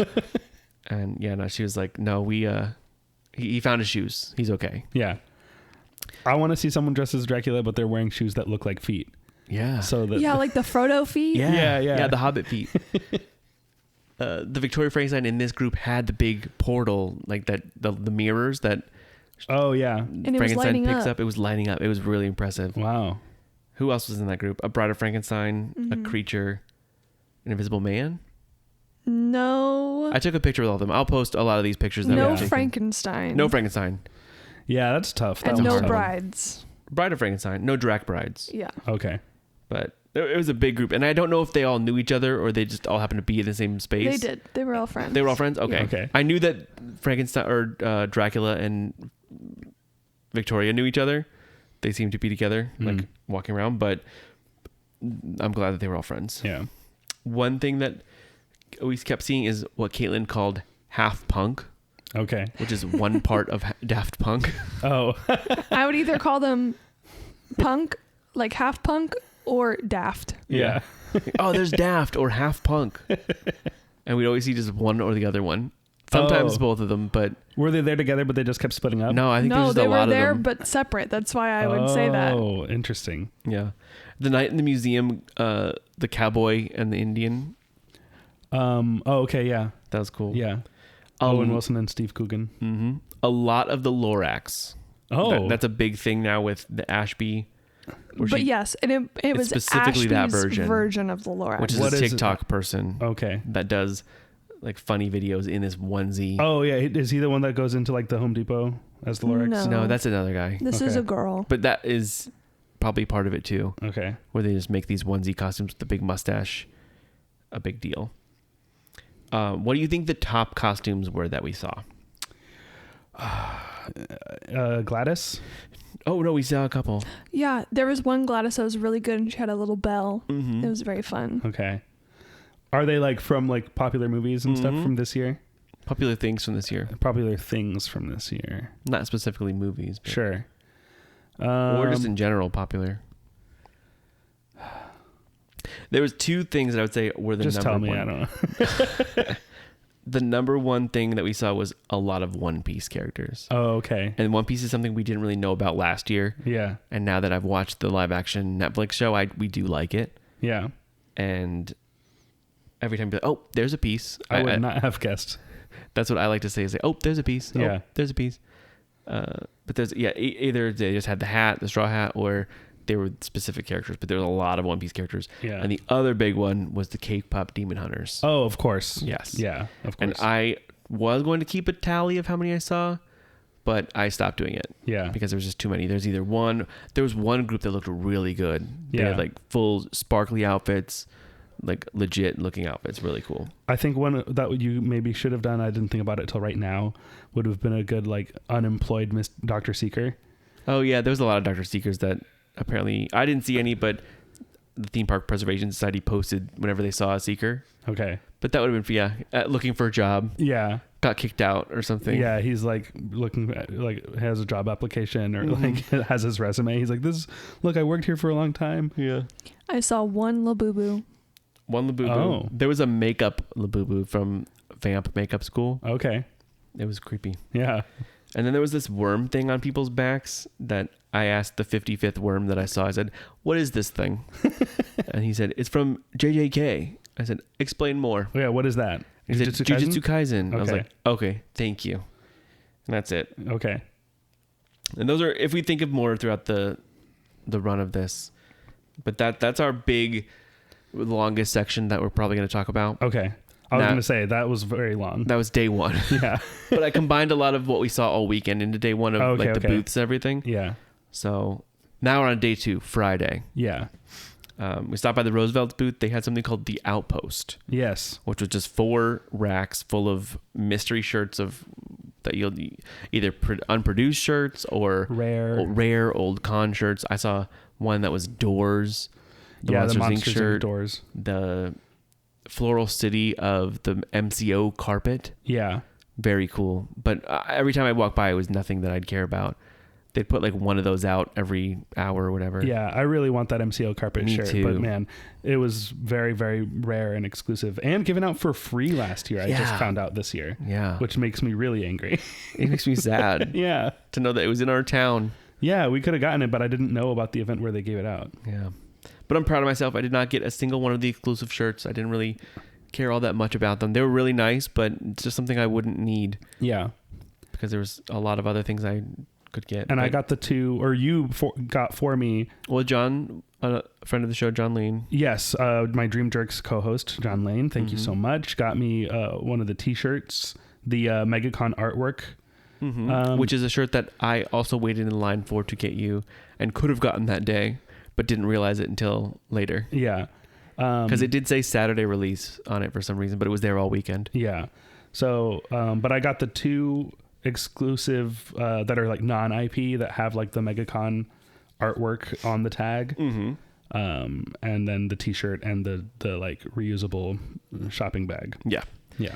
And they had 4 other shirts available at the MegaCon merch booth. Right. Yeah. And there's 3 Lord of the Rings ones and an alligator, looked like a maze almost. Yeah, Gator Maze, I think is what that one was called. That one was kind of cool too, but I was nah, I don't need that. Yeah. How many times are you gonna go to Florida? You know. Right. Yeah. The only thing I got from Roosevelt's were some pins, which you can only get at the conventions, and they kind of have a limited number each day. Once they're gone, that's it. Right. So that was fun.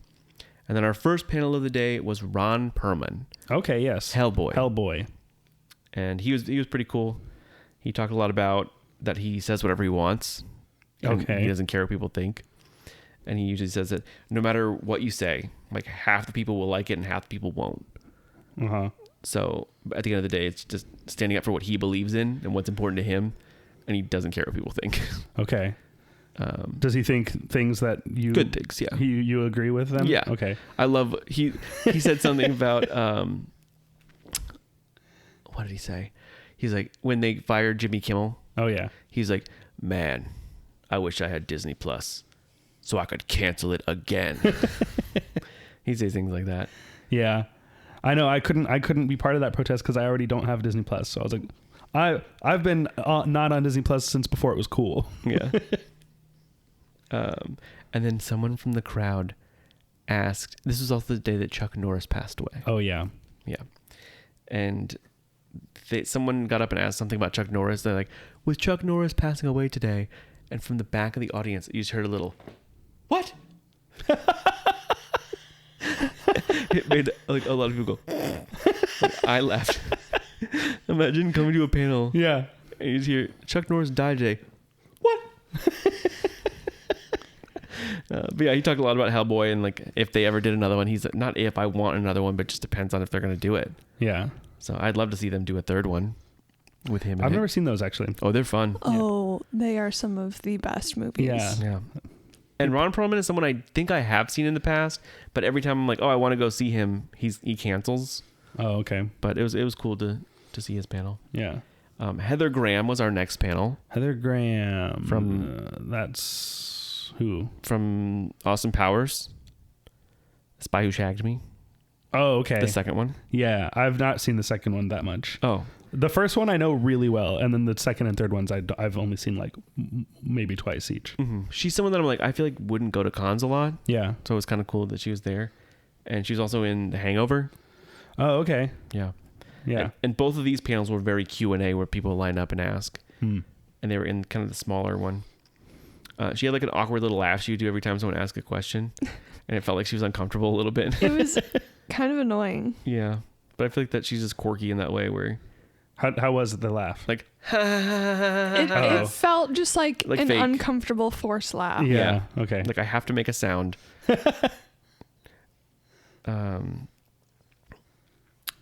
Someone jumped up to ask a question about Austin Powers immediately that was right in front of us.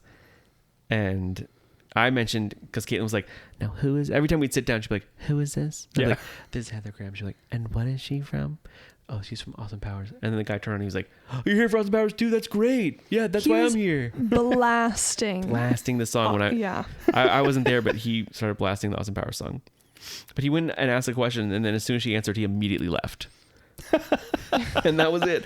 I was like, he got here, waited 30 minutes to get in here, asked the question, and left. What was his question? I don't remember. Was it, okay. I don't even remember. Do you I remember? feel like we might have seen No. 2 panels last time, but I don't remember what the other one was. I know we saw I'm remembering like sitting and waiting for more than one. Yeah. I don't remember what they would have been. Panels are something I like to do on days when it's really busy and you've seen everything. Yeah. Especially if you want to see these stars without waiting in the lines or just hearing them talk is fun. Yeah. And telling stories.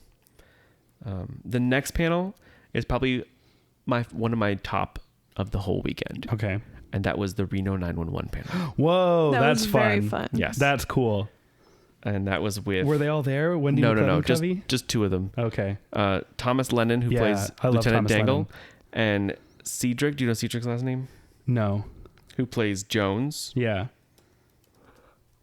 Those are 2 of the best ones. Yeah. And they're in Cedric Yarbo. Okay. Thomas Lennon is so funny. They are both so funny. Yeah. And they come out dressed in their outfits. Oh, wow. They're dressed in the outfits all weekend.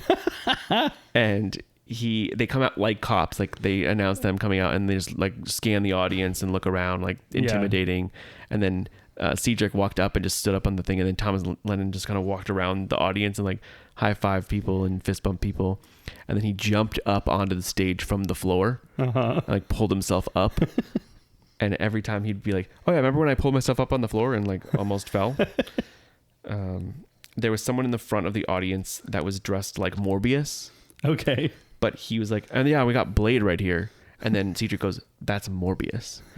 He's like, what do you mean? He's like, you think all black people look the same? And then Cedric's like, or Dangle was like, well, he's wearing the same outfit and he has a katana. And he's like, yeah, Morbius had a katana too. And Thomas Lennon was like, well, that's not fair. That they have the same exact thing. But he brought that up every other question about like, oh, like Morbius right here. One interesting thing Cedric said before, either when they were waiting for Reno 911 to get picked up because it went to like different networks for a while. Yeah. He worked at Buca de Beppo. Okay. And then he was Genie at Disneyland. Whoa, cool. Yeah. That makes sense. And then someone asked Cedric specifically a question. And then Thomas Lennon was like, is this do I have time to pee? I'm going to go pee. And then he gets up and walks out the back of the audience. And then comes back like 5 minutes late. It was a while. Yeah. And Cedric was like, I'm just going to keep going. Like, he's not back yet, but it's okay. Like, we'll be fine. Yeah. And then they mentioned that, so the movie is called Reno 911 Miami. Uh-huh. But they were like, what would you do if you did a second one? And he was like, well, the idea for the second one was that it was set in New York, in Las Vegas. Oh. So the title of the movie would have been Reno 911 ! Miami ! New York, Las Vegas. So it was just the demeanor. 911 Miami, New York, Las Vegas. Yeah, this panel had everybody laughing from start to finish. Just That's awesome. Such fun energy. And like some of the other panels, you're sitting there and like you're kind of falling asleep. Yeah. And big actors too, that you're like, oh, this is cool that they're here, but I'm kind of tired and falling asleep. Yeah. We were wide awake for this. They were knew what to please the crowd with. Yeah. Telling jokes back and forth. Just the demeanor they had with each other was fun. Yeah. There was something else they said. Thomas for Balls of Fury, he's in that movie, Thomas Lennon, Mm-hmm. and he said that he auditioned for the Christopher Walken role. Oh. And then Christopher Walken was like, "Well, I want that part. Would that be good?" And then they're like, "Okay, yeah, Thomas Lennon, you could be this other character instead." So he's like a German little guy. Yeah. He's also the Doctor in The Dark Knight. Oh yeah. What? Yeah. Yeah. I remember that was before I knew who he was, but I remember hearing like comedians talk about like, yeah, that was so weird. Just watching The Dark Knight and you don't know that your friend is in it. And you're like, what the heck? Why is he the Doctor? Oh. Yeah, that was one of the highlights for sure the whole weekend. They talked a little bit about Reno 911 in general and how like it came to be. And they literally just were like, we want to rip off cops. And that whole intro, the beginning thing where it says, warning, the following show program is, they said that's a word for word from cops, and we did it, and we don't care. And he's like, Thomas Lennon was like, my favorite thing is that we do that, and then it's scary, like it's something scary is about to happen, and it's just Trudy Weigel in the vehicle, like, like making dumb sounds as soon as it starts. And then after that, Caitlin was like, I want to watch the show, I think. I was like, yeah, it's fun. Yeah. It is really fun. I hope that the two, the cowboy and the Roman, were in there because Thomas Lennon wrote Night at the Museum. Oh wow! Yeah, they might have been. I hope they were there. I hope they knew that and that they went to see him. Yeah, yeah. He does a lot that you don't He does realize. a lot of stuff. Yeah, and he is a character. Yeah, he does whatever he wants, even for something that we'll mention later. Like so good. Okay. Next was the X-Files panel, and this was the first one we saw in the big giant theater. Okay. And it was Scully, no Mulder, he was not there. Skinner, Alex Krycek, and Monica Reyes, and Robert Patrick. Okay. So these are the characters. Yeah. And Robert Patrick, we got to see him there. So I was like, okay, that's good that we got to see him. Oh, okay. So yeah. The T-1000. Yeah, Terminator. And this one was fun, but it was again one where we were like a little tired and I didn't really write much down for it. Yeah. But next was the Hocus Pocus panel. Whoa. Back in that same little medium-sized room. Uh-huh. And it was Max, Allison, Binks, and Danny. That's great. Yeah. That's awesome. Yeah. And Binks is cool because he's also Max from a Goofy movie. Yeah. Marsden. James Marsden? Yes. Yeah. And they all have like a little fun demeanor with each other. Like picking on each other a little bit. And Max... No. Yeah, isn't James Marsden Marsden is the one Sonic guy?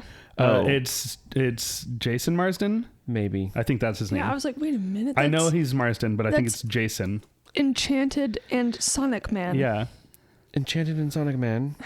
X-Men. And Hop Man. Hopman. Any Jason man, Marsden, yes. Jury duty. Any man with... A CGI character sitting in his passenger seat. Yep, that's your guy. Yeah, Jason Marsden, yeah. And that's Thora Birch is Danny. Yes. Vanessa Shaw is Allison. And Omri Katz is Max.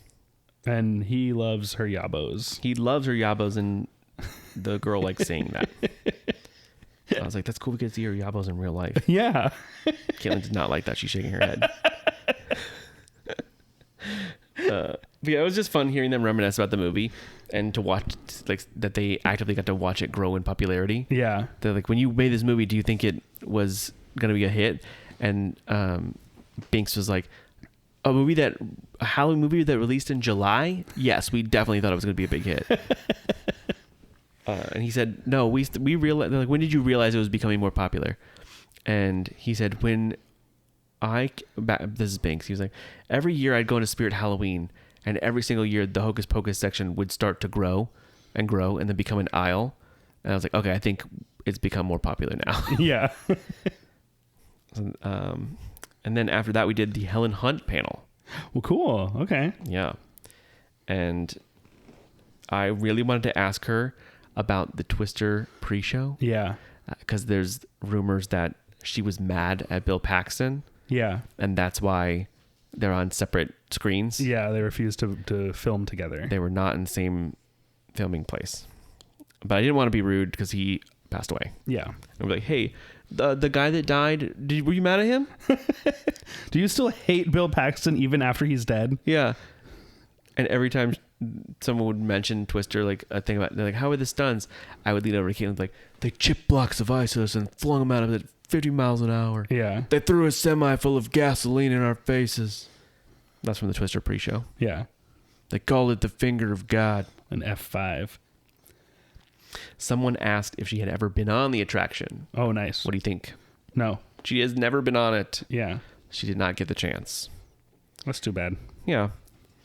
And then someone got up and asked the question. They said, I just went to the William Shatner panel, and he says he's going to buy land in Orlando. Would you do that too? What the heck? Yeah. And she was like, I'm not planning on it, no. He's like, okay. And then he left. What a stupid question. Yeah. That sucks. But to be fair, there wasn't a ton of people lined up. Okay. And whenever people would, I think he just thought, he's like, you know what? That might be a good question. He got up and asked it, and then he left. That's insane.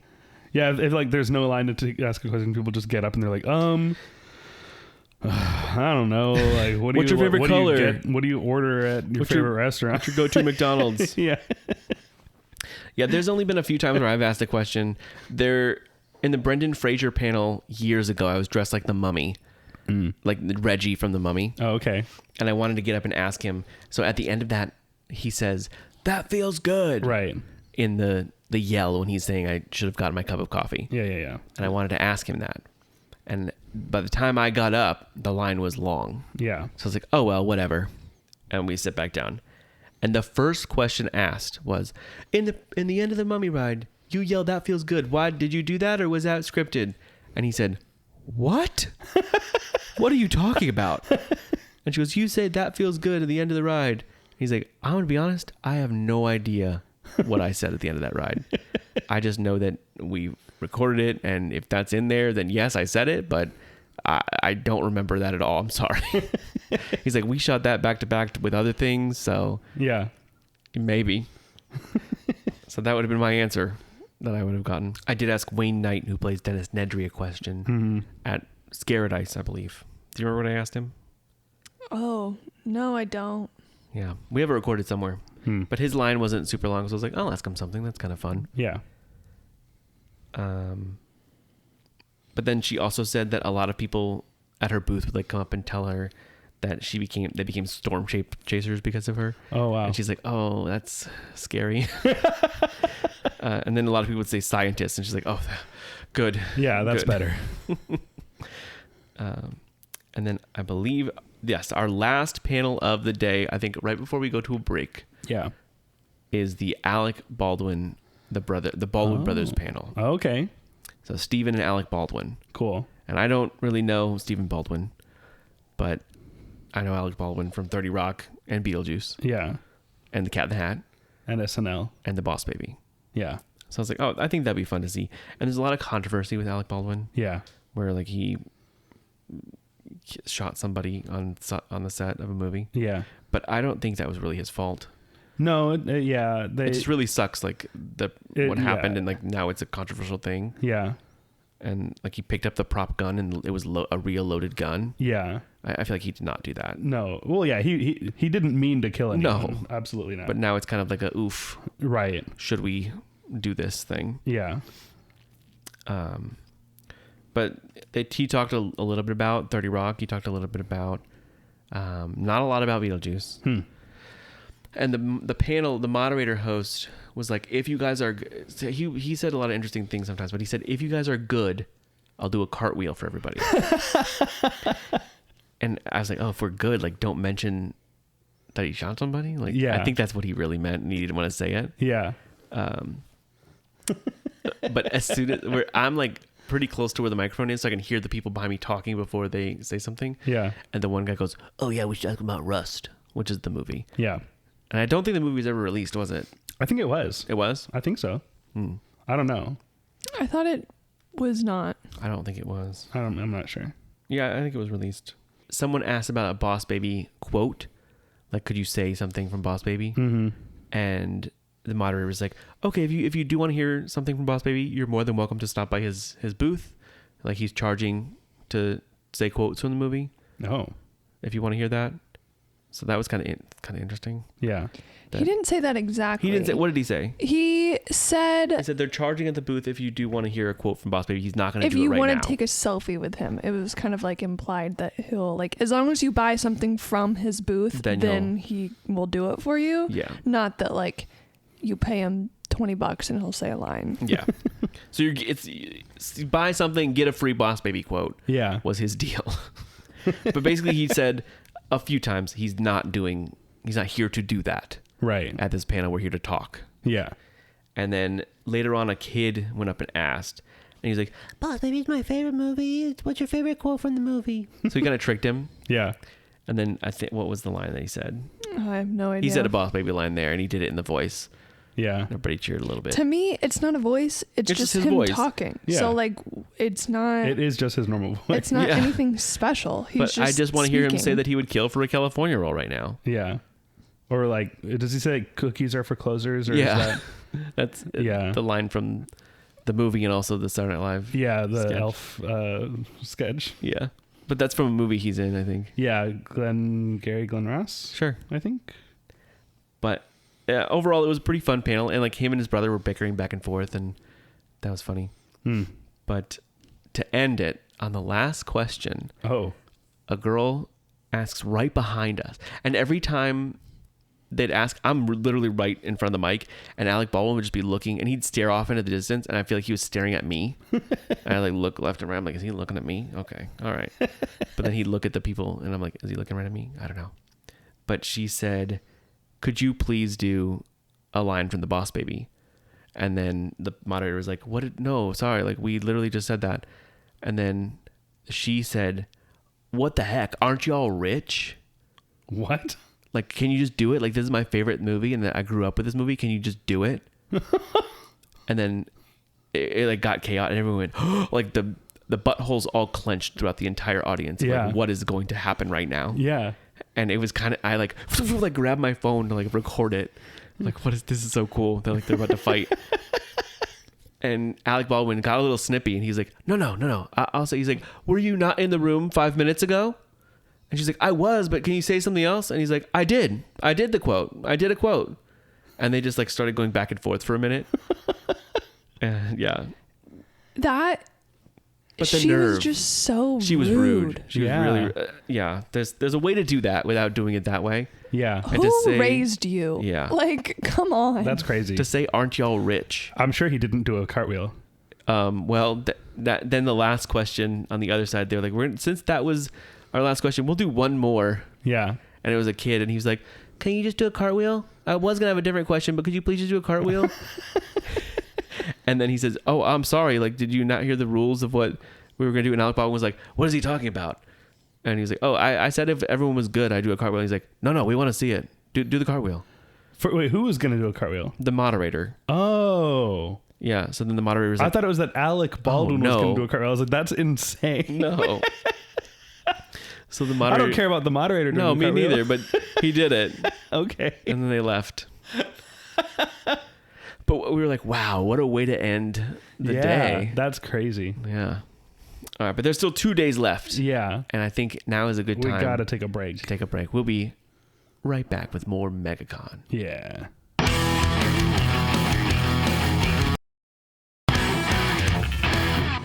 All right, we're back. Day 3, Saturday, Yeah. Doomsday. That's what I like to call it. The worst day to be there Yeah. ever. Caitlin and I are dressed up for the first time this day. Okay. And I am Seymour from Yeah. Little Shop of Horrors, and Okay, she's okay. Audrey. And I have Audrey 2, the puppet Mm-hmm. that I made of the Venus flytrap plant. It looks so good. Yeah. It is a very good puppet. It's fun. And a lot of people loved it and took pictures. But the big thing of this day Oh, yeah. was the Horror Nights panel, the Halloween Horror Nights 35 panel. Yes.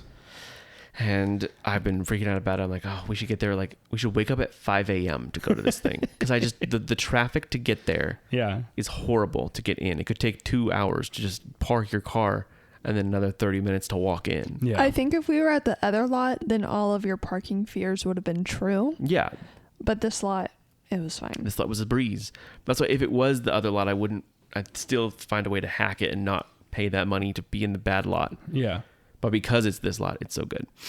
But we talked a lot about this on Rush of Fear. Yeah, we did a whole episode on Rush of Fear about it, a crossover episode. Yes, the multiverse of Horror Nights. Yeah.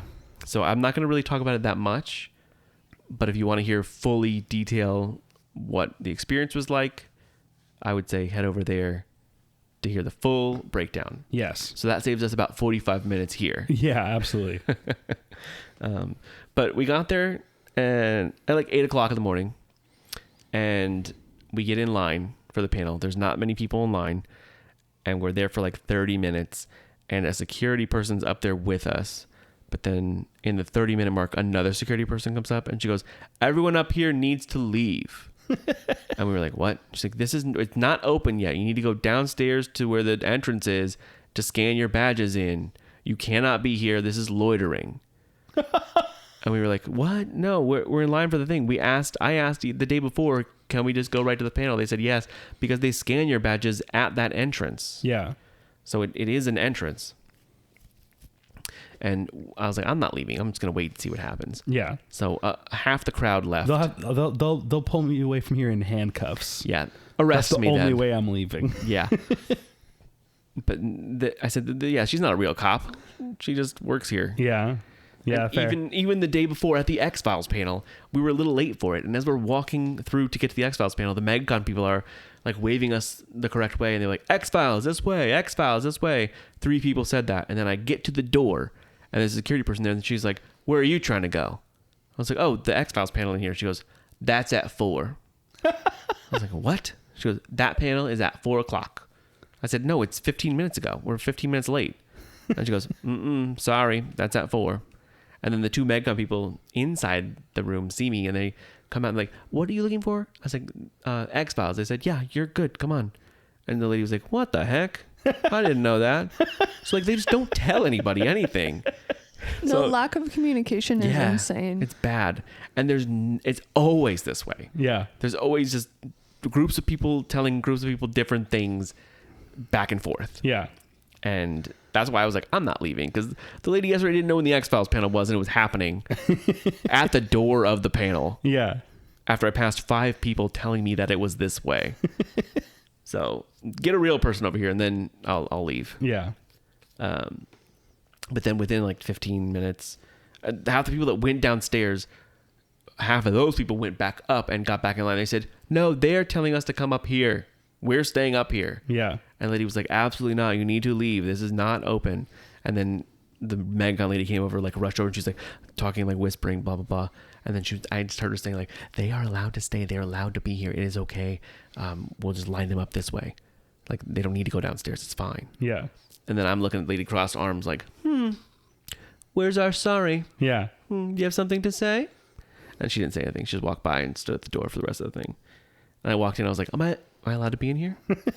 It's 10 o'clock now. Am I allowed to be in this panel? She like walked up to someone she knew in line and was all like so happy and smiling buddy with them. And I was just like, you just yelled at all of us. You yelled at that person specifically too. You could have at least just said like, "Sorry guys, like I didn't know. I had the wrong information. That's all. You know, like, "Sorry, my bad. I'm glad you guys stayed, and I'm sorry for the half of the people I kicked out." right. Someone else asked her like, "Are you guys going to do anything for the people? Like, are you going to accommodate the people who you kicked out of line?" Mm-hmm. And she was no. like, "No." Yeah. But it was a very big theater. I wasn't worried about getting in the theater. Right. But the fact that we were there and there so early, I was like, I want to get a good spot now. Yeah. All these other panels we've talked about, we were like upstairs, back row. Yeah. We just want to be in the room. Yeah. I don't need to be up close to anything. But this panel was hosted by Screen Rant. Yeah. Which was kind of interesting to me. And as soon as you walked in, there was props all over, and I talked about all the Easter eggs and stuff in these props in the Rush of Fear episode. Yeah. But it was Laura Sauls, Mike Aiello, and Charles Gray. Yeah. And they all talked about Horror Nights in general. and like their history with it. And then they announced that Jack and Oddfellow are returning as the main theme. The Infernal Carnival of Nightmares. Yes. Is the overall theme. And then the Jack versus Oddfellow house. Yeah. Chaos and control. Chaos and control. And that's kind of all I'll say about that. Yeah. Go listen to Rush of Fear episode about it for all the details. Yeah. It was definitely the highlight panel. And Reno 911, like this one was cool just to be there. Yeah. Reno 911 was fun and funny. Yeah. But this one was definitely like the biggest thing to me. Yeah. And it was the biggest one so far that the most people showed up to. Yeah. Yeah, in this town, HHN is king. Yeah, especially at 10 a.m. Right. 10:30 in the morning on the busiest day. That's like a prime time spot, would you say? No, that's a hard spot to get into for this specific. Like if you were specifically here to see that panel. Yeah. If it was later in the day, like, okay, yeah, that's a busy panel. Yeah. But it's like you have to park your car and know to get in and get there early enough. Like it could take 3 hours to get in. But even then, it was almost completely full. Yeah. I don't know if the upstairs even opened. It did. It was almost full. Wow. Yeah, I've seen a picture of like pretty much full. Yeah. And this is the first one that got really like that. All the rest of them were not this bad. And then and this day we kind of just stayed in the panel area, that main theater, and just did loops of seeing all these panels. Next up was the Goonies. Okay. And it was the Fratellis, the two brothers, Joe Pantoliano, Sean Astin? Isn't he in that? Oh, yeah, Sean Astin. I'm looking up the thing. Current SAG president. Current SAG president Sean Astin. Oh, really? Is he? Yep. That's cool. Corey Feldman. Hey. Martha Plimpton, who plays Steph. Jake Fratelli, Robert Davi, and then the other Fratelli, Joe Pantoliano, Francis. Okay. And they were fun. The Fratellis were just back and forth at each other, like you'd want them to be. Mm-hmm. I've seen the Goonies 1.5 times, and I don't think it's that. I didn't care about it. Oh no! Personally, you have bad taste in movies. Then I didn't grow up with it. I feel like if I did, I would love it so much. But I saw it as an adult, and I was like, I don't really get it. I'll be honest. I think it's probably one of those movies that you have to watch growing up to like it. But it's Indiana Jones, but with kids. I find Indiana the kids Jones. all really annoying, and I hate how they call Treasure rich stuff. Like I think that sucks. Short Round. He's great. Of course, So he's great. cute. Yeah. They talked about him. Who did his impression? Was it the girl? Yeah, I think so. Yeah, she did an impression of him. It was really funny. But Jake sings opera in the movie, and they asked if that was something that was in the script, and he was like, "No, I kind of asked if I could do it," and then they did it. And then he had a good parking spot, and Joe Pantoliano was very upset about that he didn't get a better parking spot than the other one. Like that day? No, in production. Okay. When they were making the movie. Okay. And so Jake nailed his trailer door shut to prank him because Joe was jealous. And then one funny thing that Joe Pantoliano said as they were bickering back and forth, he says, there's a sign language person in there doing sign language for a lot of these big ones. Yeah. And he says, how do you say he's an effing idiot in sign language?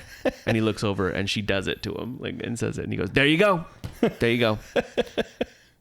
And then the whole crowd really lost it. It was really funny. After that, one thing that's really frustrating is that there's big panels that they do on mainly Saturday that are paid for. Oh. And that to me is not right. Lightning Lane. Yeah. And if you look at the app, it says this is a paid for panel. This is a ticketed panel. Okay. And it doesn't say anybody can go to it. But if you look on the website, on the last line, it says that general admission is there as well. It doesn't say, it says like maybe you might not get in.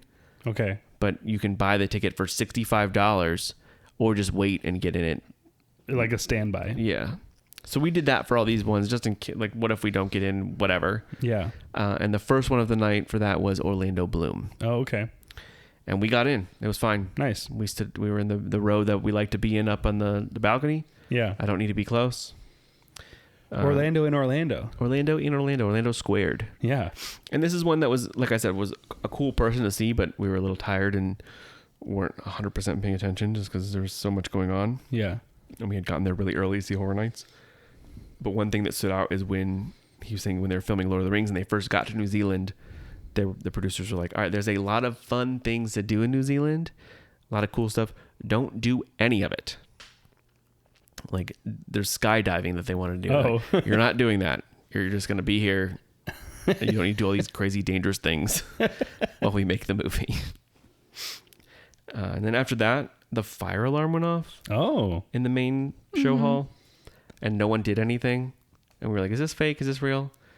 And it wasn't. It turned off after a few minutes. But it made me think, on the worst, busiest day, that would suck. Yeah. It also turned back on. Like, it kept turning off and turning back on. Yeah. And about the second or third time that it turned back on, I thought, if there was a true emergency, no one would know. Yeah. Because no one I think they would is go over the paying speaker attention. like, this is an emergency. Please leave safely. But how would you... There's no leaving that safely. There was too many people. People will be trampled. Especially Saturday. Yeah. Or like the costumes, the people with the giant costumes, like you and can barely move. There's no I just getting picture out everyone of an running emergency. out and then like big giant Godzilla slowly behind them trampling. All these big mech suits like trying to get out. Yeah. Ugh. Yeah. But just made me think, well, that would be bad. Yeah. And then next up, the one and only photo op I got. Oh, okay. With the two Reno 911 guys. Oh, awesome. Yeah. And I don't think you've seen it. I've not showed it to you, have I? No.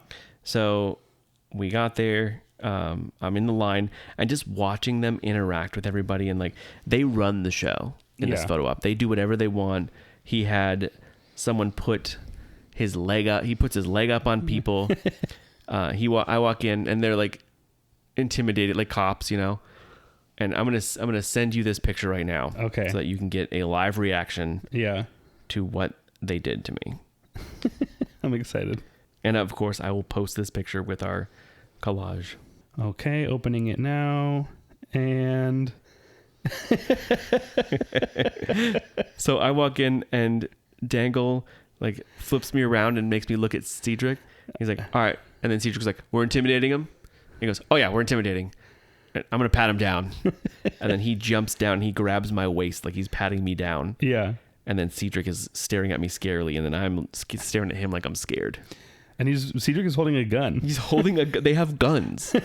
They kept taking out their guns whenever they wanted to. And Dangle is wearing his white boots from the show with the tag still on them. Yeah. From the show.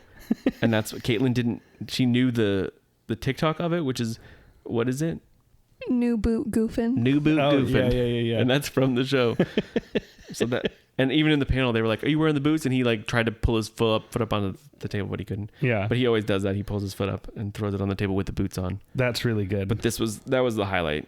Yeah. Just meeting them. And then as soon as I'm done, like shaking their hands, and they were super nice about it. See, like that's a really fun photo op. I feel like generally I don't really think I would care or want to do these photo ops, but like that's why I wanted to do it. Yeah, this is good. Yeah. I don't do photo ops. Yeah.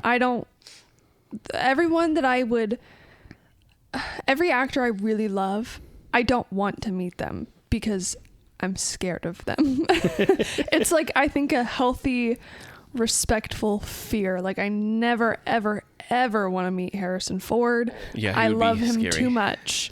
I don't want to meet him. You don't want him to say something mean to you? Yeah, I don't. I just know that he would. I think he'd be fun. I think it'd be fun. And it would be out of like good fun, but I just can't handle that. I can't. Yeah. It would just not work out. We did take one picture. You got me one picture that I really like. My one and only picture with like a famous person. And they built a whole set for Late Night with the Devil. Oh, yeah. So it was like you were being interviewed by him. Mm-hmm. And I really like that picture a lot. And that's David Desmalkian. Mm-hmm. Yeah, that's a good one. And he plays Jake Delroy on Late Night with the Devil. He's also in the new season of One Piece as He Mr. was wearing 3. the Late Night with the Devil suit too. So Yeah, he was in full costume. character. It was like you're on the set. Yeah. that was really fun. That's Yeah. cool. Something like that's unique is really Yeah, where it's cool to more me. than just like, all right, well, hey, nice to shake your hand, let's take a picture, bye. Like, that's what I would experience I don't want. Yeah. And this one, it's like, okay, no, they really made it like a thing. And you know? it's really expensive, so like you only get 0.5 seconds with the person. Right. I've done a few here in the past. Like I've met Freddy Krueger, Robert Englund. Yeah. That like big people like that are cool to me. Yeah. They're like, oh, I have a picture with them. Like maybe they're not going to be here forever. Like Stan Lee. Maybe. I have a picture with Stan Lee. Like that's one of my favorite memories. Yeah, that's cool. That's cool.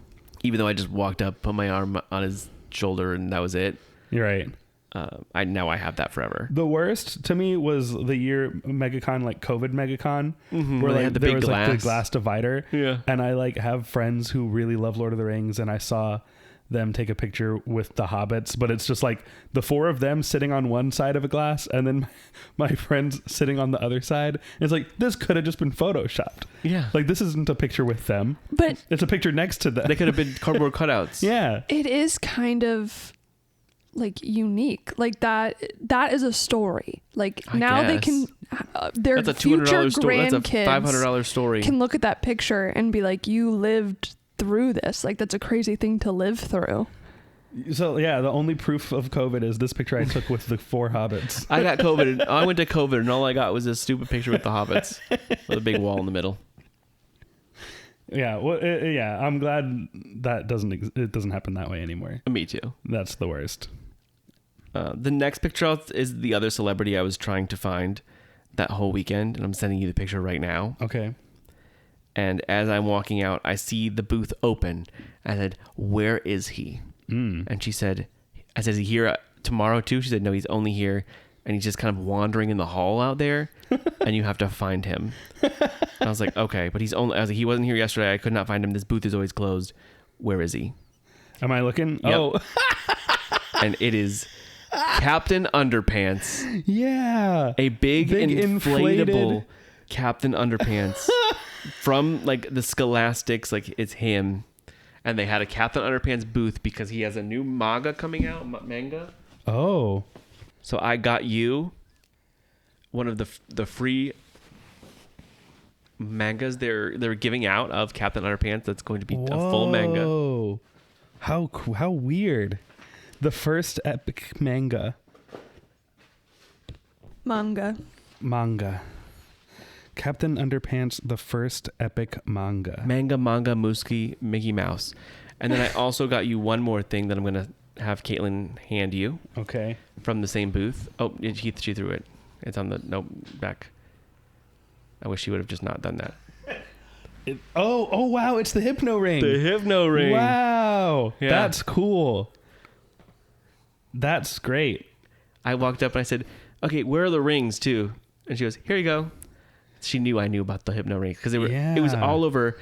So the day before this, I went to you and I said, "Do you have any Captain Underpants book?" I have all my Captain Underpants books are back home, Yeah. so I didn't know that he was. It made it seem like he was there signing autographs, and I didn't see him, but he was not there.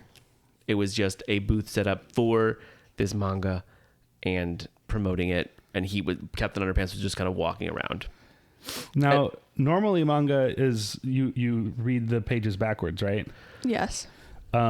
Is this one? This one is not like that. This is American style book. So it's just a comic book then. It's just a regular comic that has Japanese art in it. That's cool. Yeah, it's not a manga, Well, which I'm not complaining about. But if they're gonna make it like this, then I'm allowed to call it manga. yeah.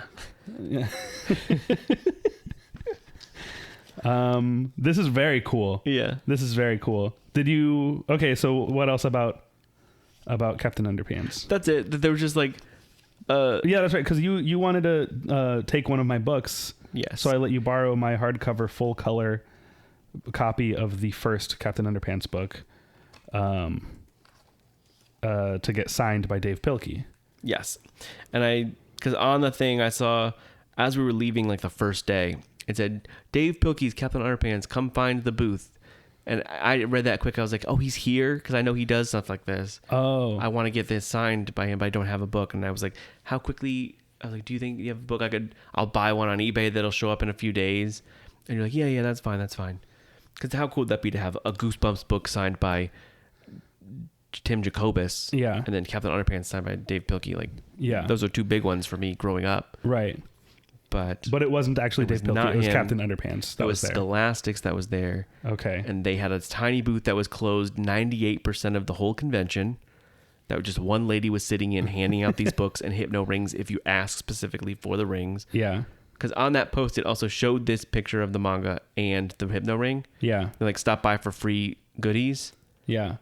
and find Captain Underpants. So then I asked her, I was like, where is he? Where is Captain Underpants? Where can I meet him? And she said, yeah, just go out in the hallway and he's just wandering and you'll find him. And I found him and there was like a little boy with them dressed like Dogman.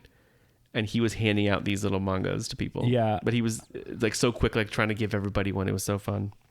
I feel like I want to eventually get all the Dogman books too. Yeah. Because I have all the complete Captain Underpants in full color hardcover. And now I'm like, well, and I have both, or the 3 comics that were released that are by George and Harold pre-Dogman. So it's 2 Super Diaper Baby books. Okay. And then the Disco Cavemen from the Future or whatever. That is actually out of print. That one was expensive because it was discontinued because of some racially insensitive drawings that are in it. Oh, wow. Of Asian people. Oh. That Dave Pilkey himself was like, hey, I recognize now that this is wrong and I'm discontinuing this book. Like, it's out of print now. We're not going to keep making it because those drawings are wrong. I wonder if I have that. I didn't know. I didn't care until I was buying all these Captain Underpants that I have. And then I found that out and I was like, oh, I must have it. So I do have that. Yeah, any kind of taboo little thing is fun to have. Yeah, that's cool. What is it called? I want to look it up. If you just look up Dave Pilkey and it's the one that's about cavemen. Like their names are like Ugg and like whatever, like just caveman noises. The book itself is called The Adventures of Ugg and Glug, Kung Fu Cavemen That's the one. from the Future. Yeah.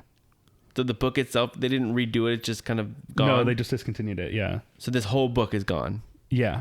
And this is written by the characters George and Harold in the lore. Yes. Wow. Just like Super Diaper Baby and also like Dogman. Dogman is also written by George and Harold. Okay, yeah. In universe. Yeah. But yeah, they had that. And then the hypno ring is what they use to turn the principal into Captain Underpants. Yeah, originally. Yeah. Yeah. Here it is on eBay for $5. The ring? No, the book. Oh, the book. I got it on Amazon and it wasn't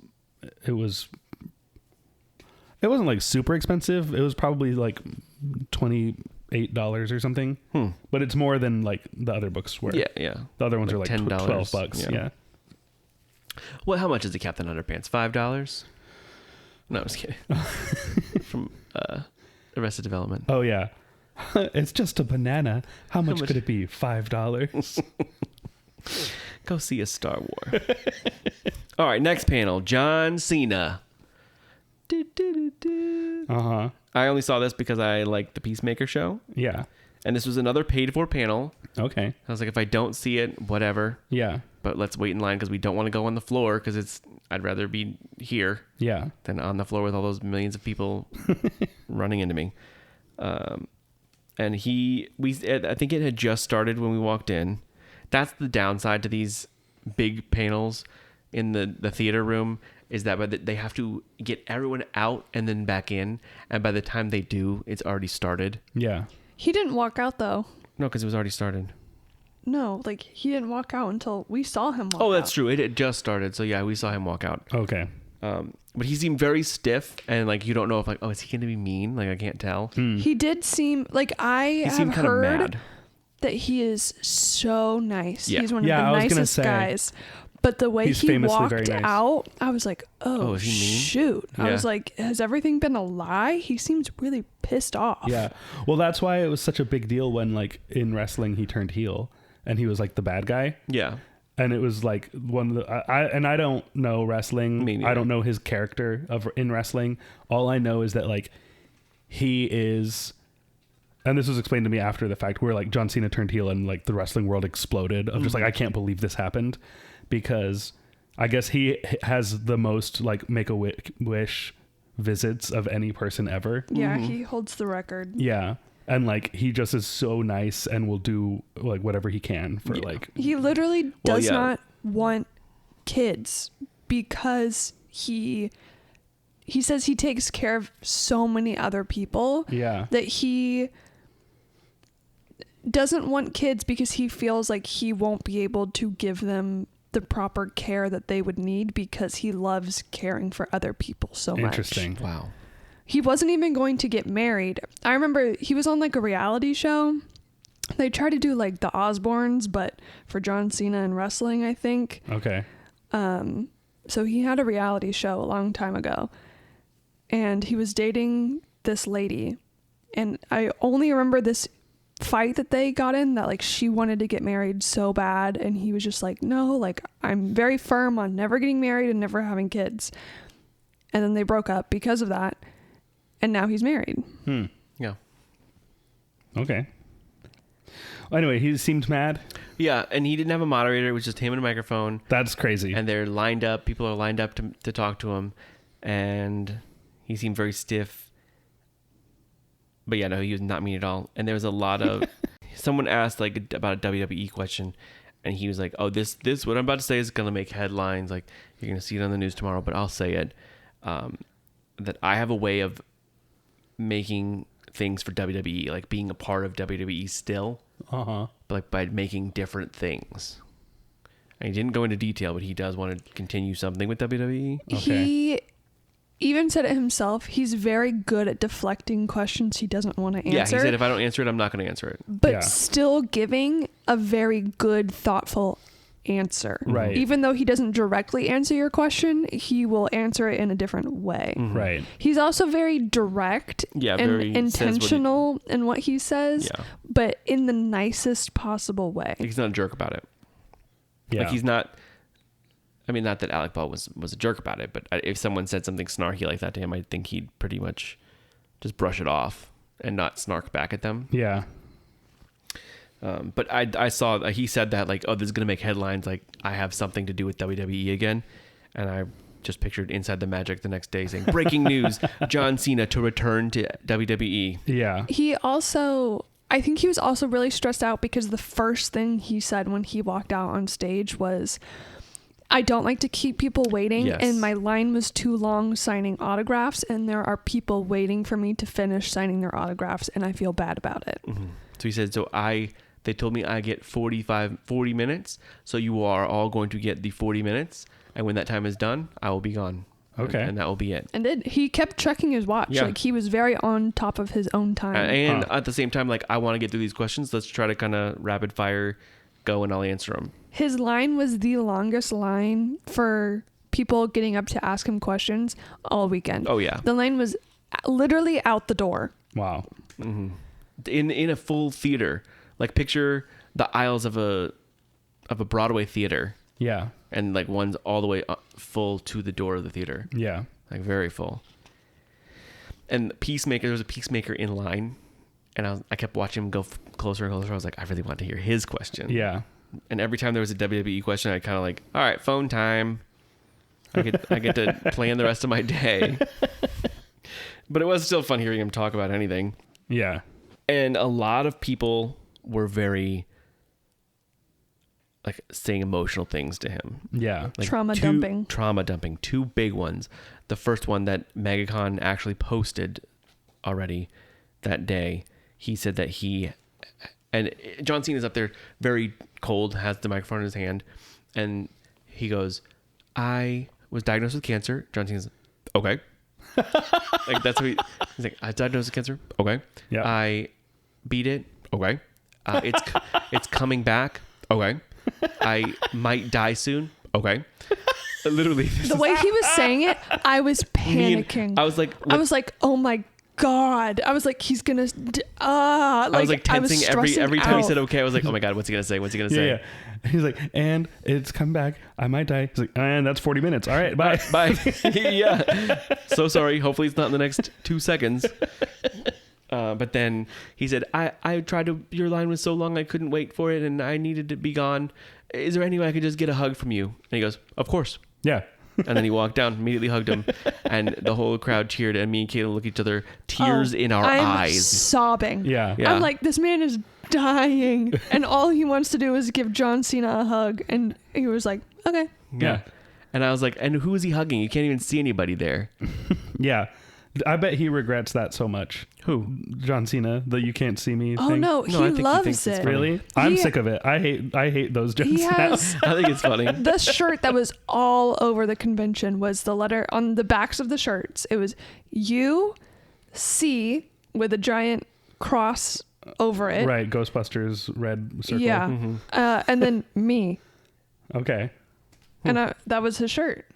That was on the back of the shirt. Hmm. You can't see me. But yeah, then the other one that went up, she was like, and there's a couple of people asking questions between that, and then she says, I was abused Oh my recently. god. That's how she starts off. And As a kid. She As a said kid. from like 9 to 13. Oh my I was God. abused, and he goes, okay. Literally, exactly. And she's like, and I wrote a book about how I was abused. And he goes, okay.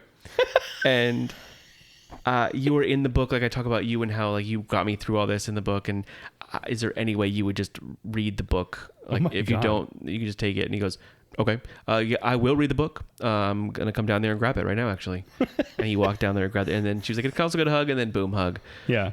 And he walked back up and he handed it to one of the people off stage. And he says, "Do not lose this." Like you heard him say, like with the mic down lower. Yeah. He said, "Please don't lose this." And he's like, "Yeah, I'm gonna read that book." And then cheered again. Me and Kate look at each other, tears in our eyes again. Yeah. Like wow. And I was like, I kind of want to go down there and ask for a hug.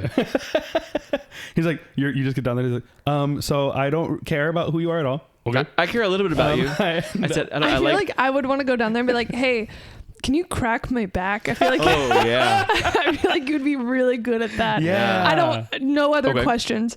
Just can you Hey, please so crack my back? I'm like an okay fan of yours. Okay. But I slept wrong last night. Okay. And I was just wondering, can you crack my back? Okay. Sure. Coming right down. I got to do that next time. Next year. I Next have year to. if he comes back. I have to be the Yeah. first in line. Yeah. We'll get there at 8. Dang. 4 in the morning. Yeah, and then like a couple people asked for like a handshake, and he did it. Yeah. And at the 5th handshake, I was like, all right, can we just answer like peacemaker questions or something? Right. Like it's fun and all, but I think he needs to talk about questions. So can you guys do this in private? Like we're all It is here. hard because it is his line is packed, probably already full. Yeah. But one guy asked that he told him that he has a storyline written for him to return to WWE, and this guy that's asking the question has a character called the something like bringing something back, the Yeah. retaliator. I don't know, that he is the character that he's making to bring him back, and he wants to fight him. And he chuckled a little bit, and he's like, "Well, I'm not doing that, but thank you for that's fun." And he goes, "Well, could I at least like could we shake on it?" And he's like, "I'm not gonna do that. I told you already. I'm not gonna come back. But thank you for the offer. That's really fun." He wasn't mean about it. Yeah. He was like, "No." And he goes, "Okay, well, can I at least like shake something or like He eventually just said like, "Oh, fine. I actually just wanted a handshake. Can I just shake your hand?" He goes, "Of course." And then he walked up and shook his hand. Or no. The second thing he said, he was like, "I was in the army just like you, and could we see whose handshake is tougher?" And he goes, "Yeah, I was in the army too, blah blah blah, and I was there for like one day." He's like, He I was went there. filming something. He just went to the boot That's camp right. He said, for one I day. was filming. I'm not really in the army. I filmed something, and that was it. And he's like, "Okay, well, can I shake your hand then? I just want to shake your hand." He's like, Yeah. "Okay, yeah." And then he said he has a degree in thugonomics, not therapy. That's what he called it. Oh, and then one of the last questions, a guy with a podcast came up. Oh. And he says, "I have a podcast. Would you be a guest on it?" Yeah. And he's like, "Well, what's your podcast about?" And instead of saying like no right away, he did want to like ask him what the podcast. Yeah. I tried to look it up and I couldn't find it. I don't even remember the name of it right now. I didn't write it down. But he's like, the podcast is a podcast about wrestling, Halloween, and roller coasters. And then And you're like 2 out of 3. Yeah. Pretty good. Yeah. And then he John Cena was like, "Wow, that's a really interesting cauldron of topics there." Yeah. But that was pretty much it. He said like I can't say yes to that right now, but I would definitely look up the podcast and maybe eventually that would be something we could do. But I'm not going to say 100% right now. Yeah. So he had a very good way of diverting to not answering things if he didn't want to, but not being a jerk about it. Yeah. Definitely a really cool way to end the day here on day 3. Okay. Yeah. He's definitely one of those people where like you made the right person famous. Yeah. Yeah. Because I didn't know or care about him at all before Peacemaker. Yeah. I was like, I don't know who this is, whatever.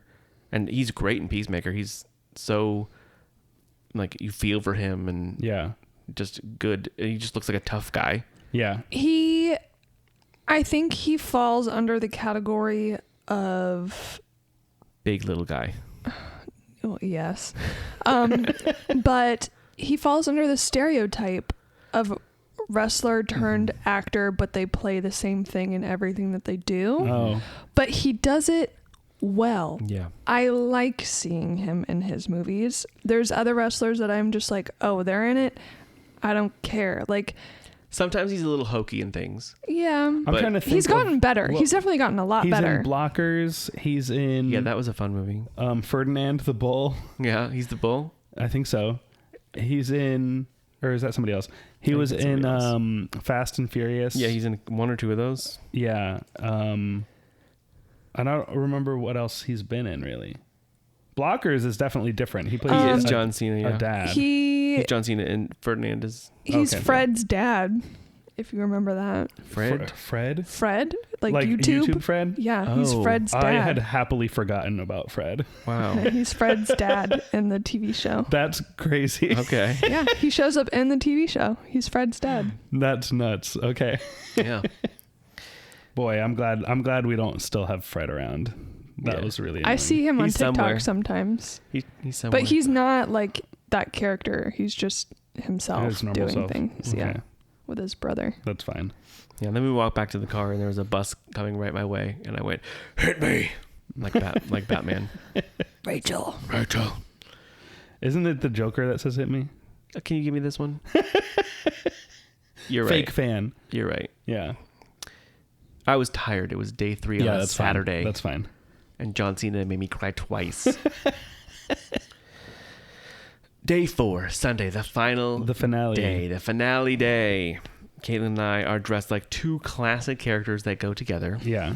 Sue from The Substance. Yeah. And I am Alan from The Hangover. Yeah. We They- love to do this where we're 2 different things. that don't go together. That don't go Yeah. together at all. This is one that sitting in the Heather Graham panel when they're like here in The Hangover, and I was like, oh, that's right. And I was like, oh, I had that costume on standby.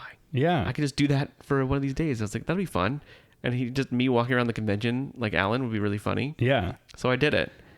You And have it from our Vegas from trip. our big dumb Vegas adventure. Yeah. I really wanted you to be the substance. I know. I was gonna dress up like a big needle Oh. with the green on it that says just The Substance in big letters. Yeah. You don't want to be Monstro Elizasu? No, I don't Oh. have the energy. We've to, seen that one time. Yeah, we've seen And it it was Really? insane. Wow. But I had a couple of goals for today.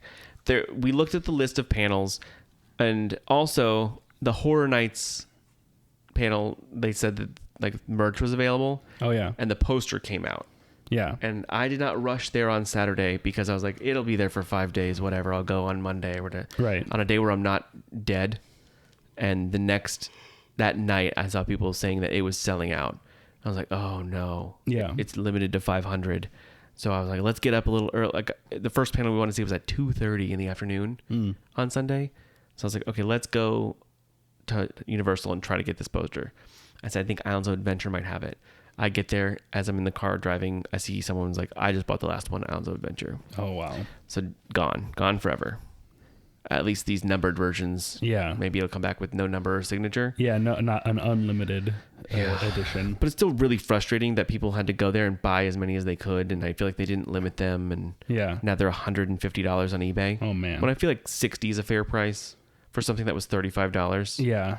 It's just people think that because they put it at that price, then it sold for that much, that it's worth that. Right. But it's really only worth what someone's going to pay for it. Right. And it's not selling yet for the high prices they have.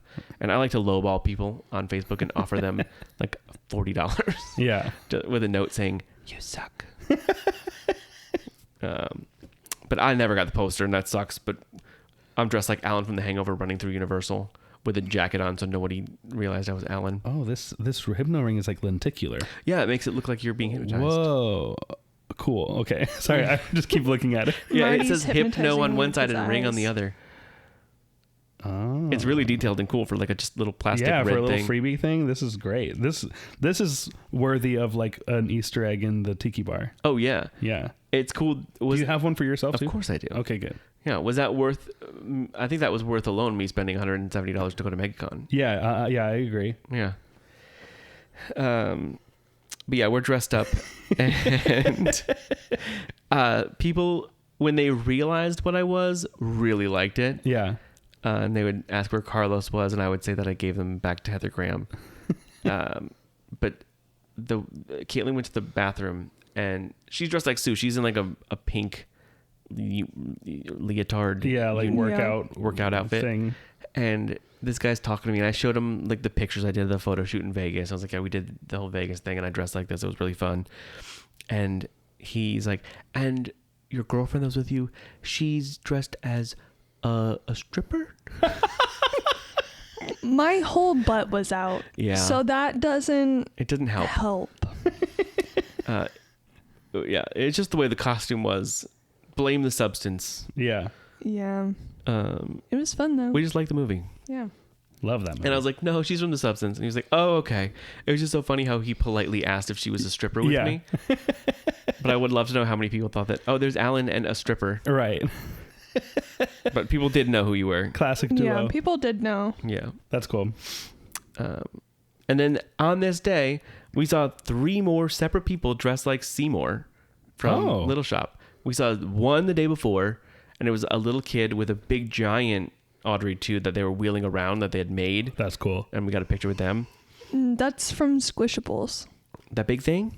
Yeah, the same people who do my Plague Doctor and Mothman that I have. That's a plush. There was a plush. Yeah. Oh, okay.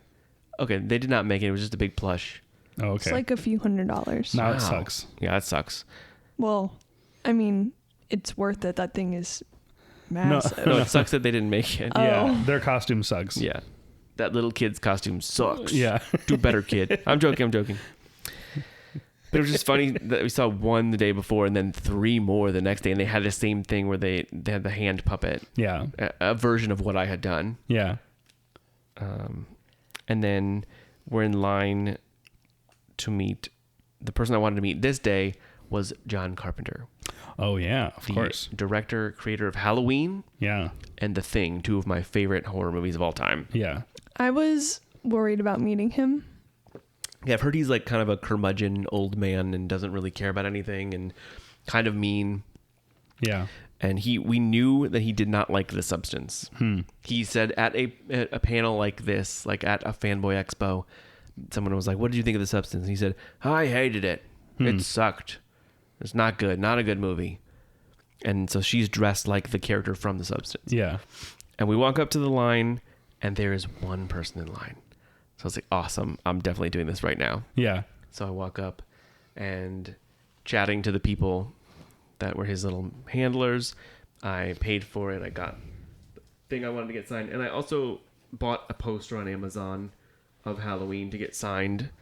And it showed up and it's ugly and pixelated. And so the day before I looked and he had a poster there. So I was like, that's what I would get signed, as a Halloween poster. Yeah. So I'm showing you right now. Yeah. Here's Classic Halloween my poster. classic signed. Halloween poster with John Carpenter's signature. Yeah. That's cool. Very fun. And so we talked to him for a second, and we weren't really rushed, which was nice because no one's there. No one's behind us. There's maybe one person coming up to talk to him, but it's the end of the con. Like, everyone's already met him if they wanted to. And the days before, like Friday, it was 9 rows deep of people to meet him. Yeah. So I'm glad we did it when we did. And he's talking and he goes, and now what is she dressed as? And we made a pact saying that we were going to say that she was something from like Glow. Oh, okay. Or yeah. not The Substance. You threw me under the bus. And the guy right in front of her, his handler, was like, The Substance. And we were like, shut up. Keep it down. And he's like, that's awesome. What a good movie. I knew it was a substance. And we're like, shh. And so I thought he heard that. I didn't want to lie to John Carpenter. Yeah. After he knew it was a substance. So I immediately, he was like, and then what she dressed as? I said, the substance. And he goes, why? Why would you do that?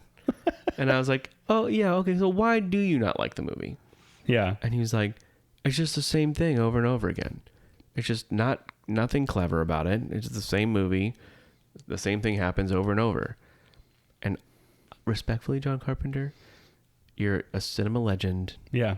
But I think you're wrong. Yeah, I disagree. That is a fantastic film. I think deep down, I think he's just a little jealous that he didn't make it. I think so too. Because it's very like body horror, like The Thing is. Yeah. I think he thinks it's too much like that. And yeah, a little jealous. But yeah, I was like, okay, well, that's good. He said, I did like seeing Demi Moore naked, though. Yeah. And we both looked at it like, oh, yeah. So he's a little old and pervy. Yeah. But Could have been worse. Could have been worse. Not that bad, Sure. actually. Yeah. And maybe we see a panel with him later, and maybe we're waiting for him to say something in that panel too. Okay. But yeah, it was fun overall to talk to him. And then I was like, I was in a Halloween, or I said, have you ever been to Halloween Horror Nights and like gone through the Halloween houses that they've had? And he was like, and why would I do that? I was like, you're right. Why would you do that? I guess you're like 90 years old. Why would you care about going to a big theme park? Never mind. But he loves playing video games. So, Yeah. like, his thing... But it's in his house. Yeah. If Going I out made a and- movie and it was turned into a Horror Nights house, I would lose my freaking mind. Yeah. Yeah, no, definitely. But it's not the honor to him that it would be for us, you know? Yeah. He probably thinks it's like, Who cares? Like some little Whatever. place is making a thing, whatever. yeah. He doesn't see it as like a film studio big thing that people love. Yeah. But yeah, that was fun. And I think, and then I told him about like my first year. Did you tell him about Big Dumb Stuff? No. Oh. I would be like, would you listen to a podcast called Do you Big wanna Dumb be a Stuff? guest? And he'd be like, why? Why would I do that? Why would I do that? He literally would have said that. I did tell him that I was Michael Myers my first year at Halloween Horror Nights. Yeah. And he was like, oh, that's cool. Like I said that I was in the dumpster instead of the cat. And I think he's like, you know why I know that? Because I made the movie. And I was like, okay, thank you. It was cool. It was cool seeing him. Yeah. But yes, just a little old man. A grumpy old man. Grumpy old man. A little grumpy. I think he thinks it's a little funny though. Like, I don't think he was saying why to be mean. I think that's like his catchphrase to be kind of clever and funny Sure. as an old man. And then I got in line to meet the original Michael Myers. Oh, okay. He was also there. And his name is Nick Castle. Okay. So we're in line to meet him. And right next to him is Giancarlo Esposito. Oh, cool. And he just looked pissed. But I think That's just his face. it's just, I said, he has resting empire face. Yeah. Is what I called it. And then, yeah, as soon as someone would come up, he'd smile and was really nice. I've seen him before, not like in person, but I've seen his panels before. Yeah. But yeah, I'm going to pass you the thing I got signed by Nick Castle. Okay. Yeah, Marty's on both my arms, so... It's too far away. Can you It's see? a knife. I see it. A knife. No. I got a Michael Myers knife signed Yeah. by him, and he wrote The Shape. Oh, cool. Yeah. So everything he signs, he writes The Shape afterwards. That's cool. And that's what they call Michael Myers. He's just The Yeah, Shape. in the first movie. And that's what he's credited as. Yeah. Not Michael Myers. He's credited as The Shape. Yeah. And he was super, super cool. Very chill. I told him about Horror Nights too, and he thought that was cool. Nice. And then You're like, we're both the same. we're the same. You're an inch taller than me. Like, they make you look taller in the movie, and then they cast taller guys. But look, I'm the short one because the other guy kept hitting his head in the dumpster. But I'm the real one. Yeah. You know what? Right now, I think we're revealing for the first time that you were Dumpster Mike. Oh, I thought we said that a while ago. Maybe you did. I don't know. Maybe not. Well, here's a reveal. I was Dumpster Mike. Yeah, Dumpster Mike. As my inaugural Horror Nights debut. And it was one of the best things of my life. Yeah. So Michael Myers means a lot to me. Yeah. But he was very cool. And anything you do at his booth, you can get a picture with him no matter what. So I got a picture with him. And then he was like, and Caitlin didn't really care. She was like, oh, I'll just stand there. Yeah. And so I didn't want to take a picture because I know how you are about pictures, and I didn't want to ruin it by me being in it. Well, it just didn't seem like you cared. I would have. But then Nick also was like, "Oh no, her too. Come on, let's do one with her too." So he Nice. did like as many as we wanted. Cool. So we all got pictures together. A family photo Yeah. with Michael Myers. And that was kind of it for the main show floor. We were done. Okay. I do have some stuff to show you later that I bought, but we did a few more panels. We did Carl Urban. Yeah. From The Boys. From The Boys. Yeah. From Judge Dredd. Okay. From Star Trek. He plays Bones in Star Trek. Oh, that's right. The new Star Trek. Yeah. They talked about The Boys a lot first. That's what I was hoping, a lot of The Boys, and that's what they talked about. And because this last season's coming up.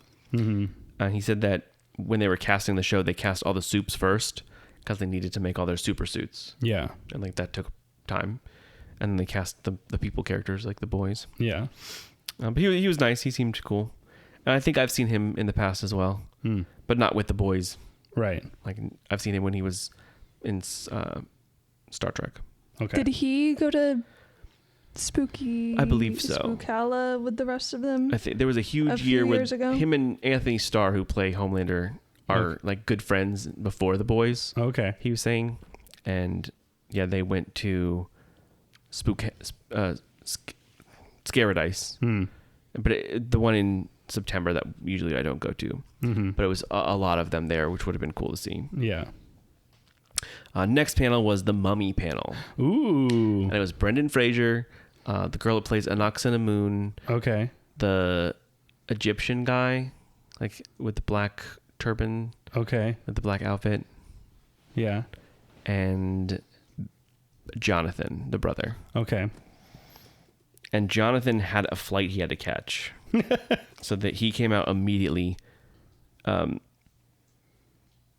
Ardith is the guy's name. Ardith Bey.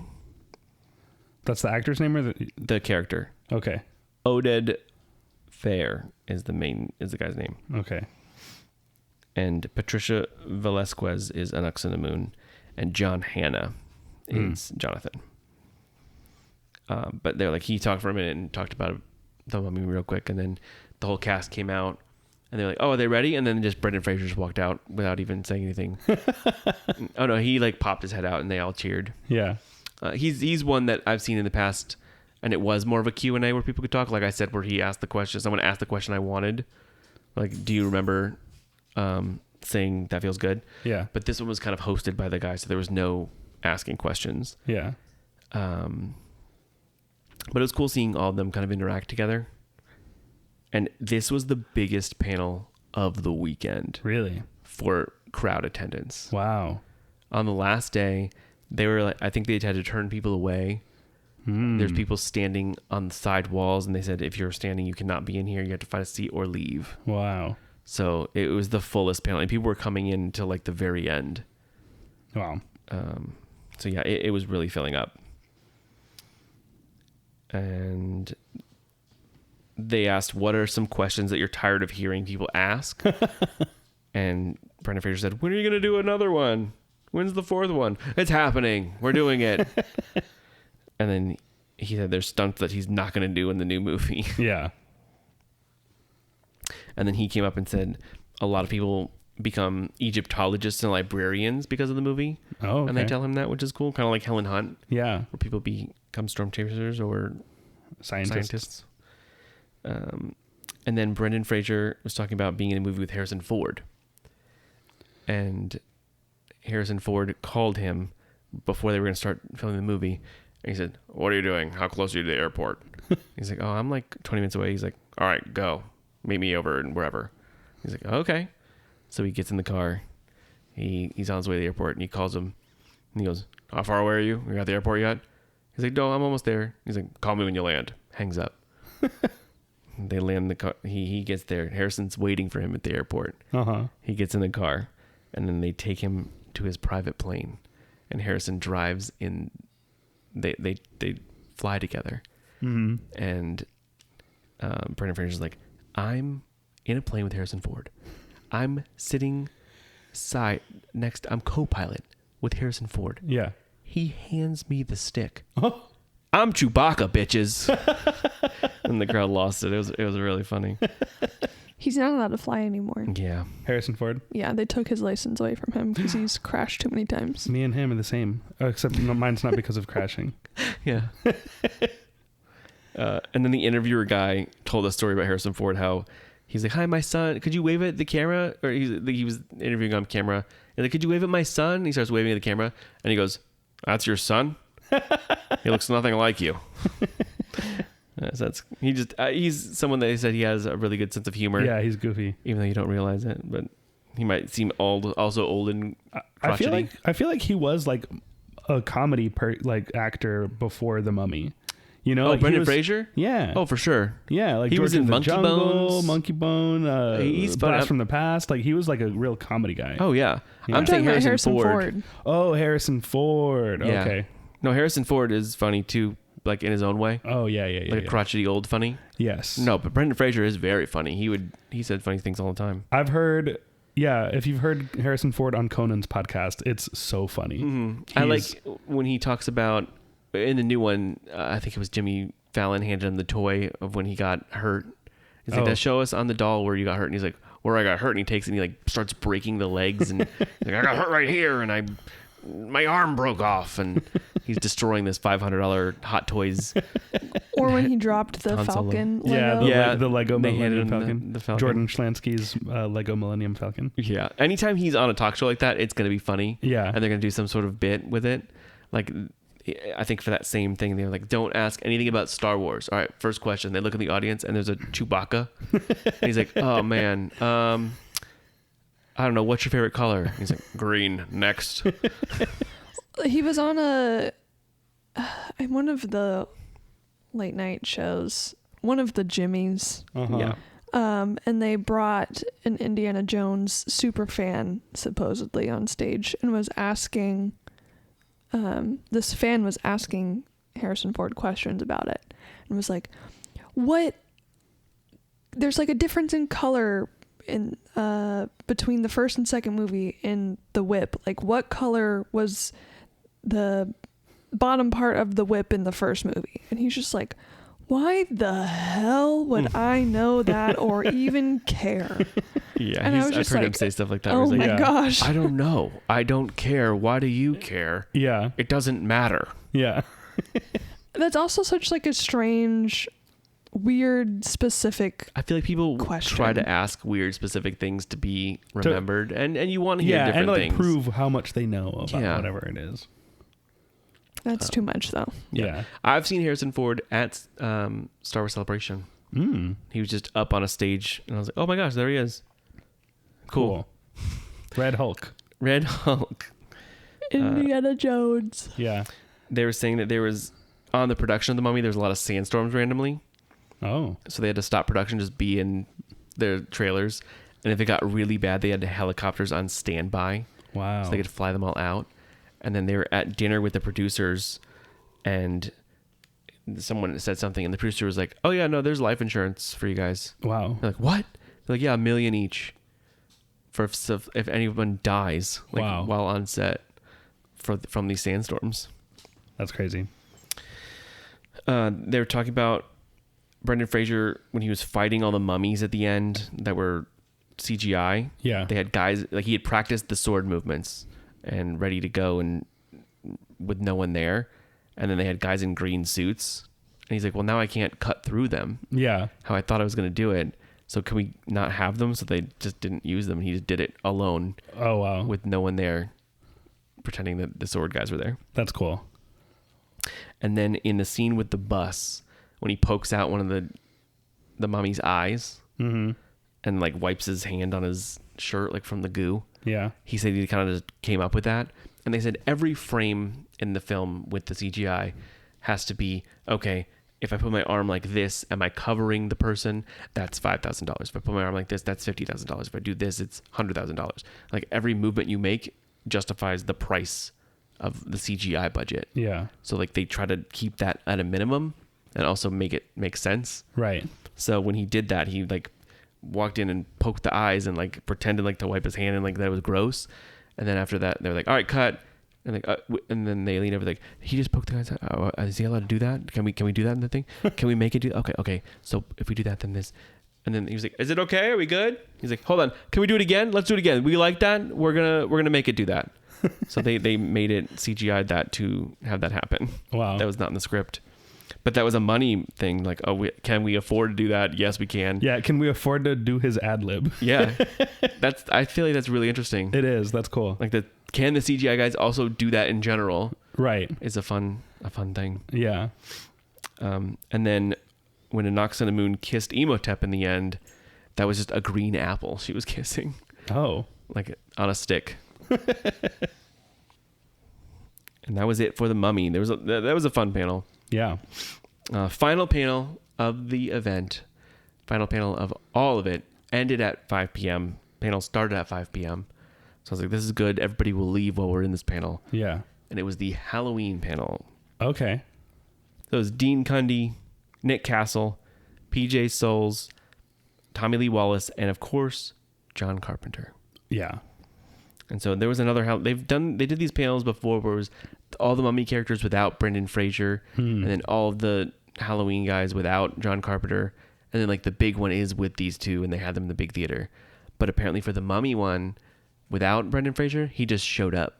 Oh. The day before. So we picked not to see that one because we knew it was the next day. Yeah. But that's fun that he got to do it twice. Yeah. And a little surprise. But they asked, why do you think people like horror? And Dean Cundy said, people want to experience things that they don't want to experience. Okay. It's like they want to see things they don't want to experience. That's why they like horror. And then John Carpenter says, like sex. And it's like, huh? Oh. Like he's just a weird little old guy. Yeah. And then they asked, why did you choose to make the movie about Halloween? And John Carpenter said, well, because the studio wanted it to be. It was originally called The Babysitter Murders. Oh. And then they said, that doesn't really, let's make the movie just called Halloween. And then he, after that, wanted to make it an anthology. Yeah. And that's why they did Season of the Witch. Yeah. But they said, why do you think they keep making these movies? And he said, because money. Yeah. He said the first one did well, and they made another and another and another, whether it's good or not. Yeah. That's what John Carpenter said. And then he said, is Michael based on anyone? Michael Myers. And he said, nope, he is an entity. And that John came up with the head tilt that he does.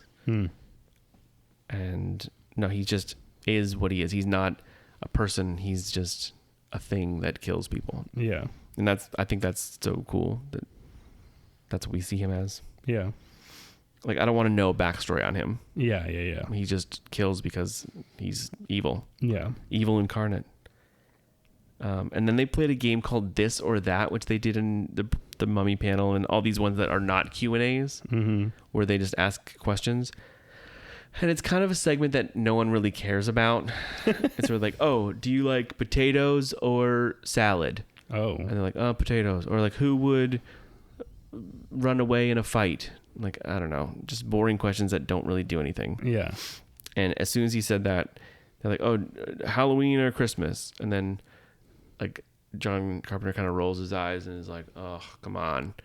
And then every question he asks, he does that same thing, like, oh, hurry up. And even the person behind us was like, why are they doing this? This sucks. Anytime they asked him about any other like horror icon, he just did not care about that. Yeah, they were like, Freddy or Jason? He was like, why? Who cares?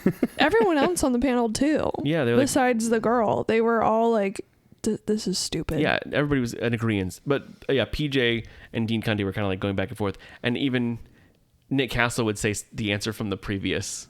Oh. Nick Castle, who was Michael Myers. Yeah. They like say Leatherface or Chucky in the first one. And then the next one would be Jason or Freddy. He'd be like, Leatherface. So they just make fun of it. And after a few questions, John Carpenter interrupts him and he goes, can we talk about something else? Yeah. Let's do something else. And then everybody kind of cheered. And and he did fan questions.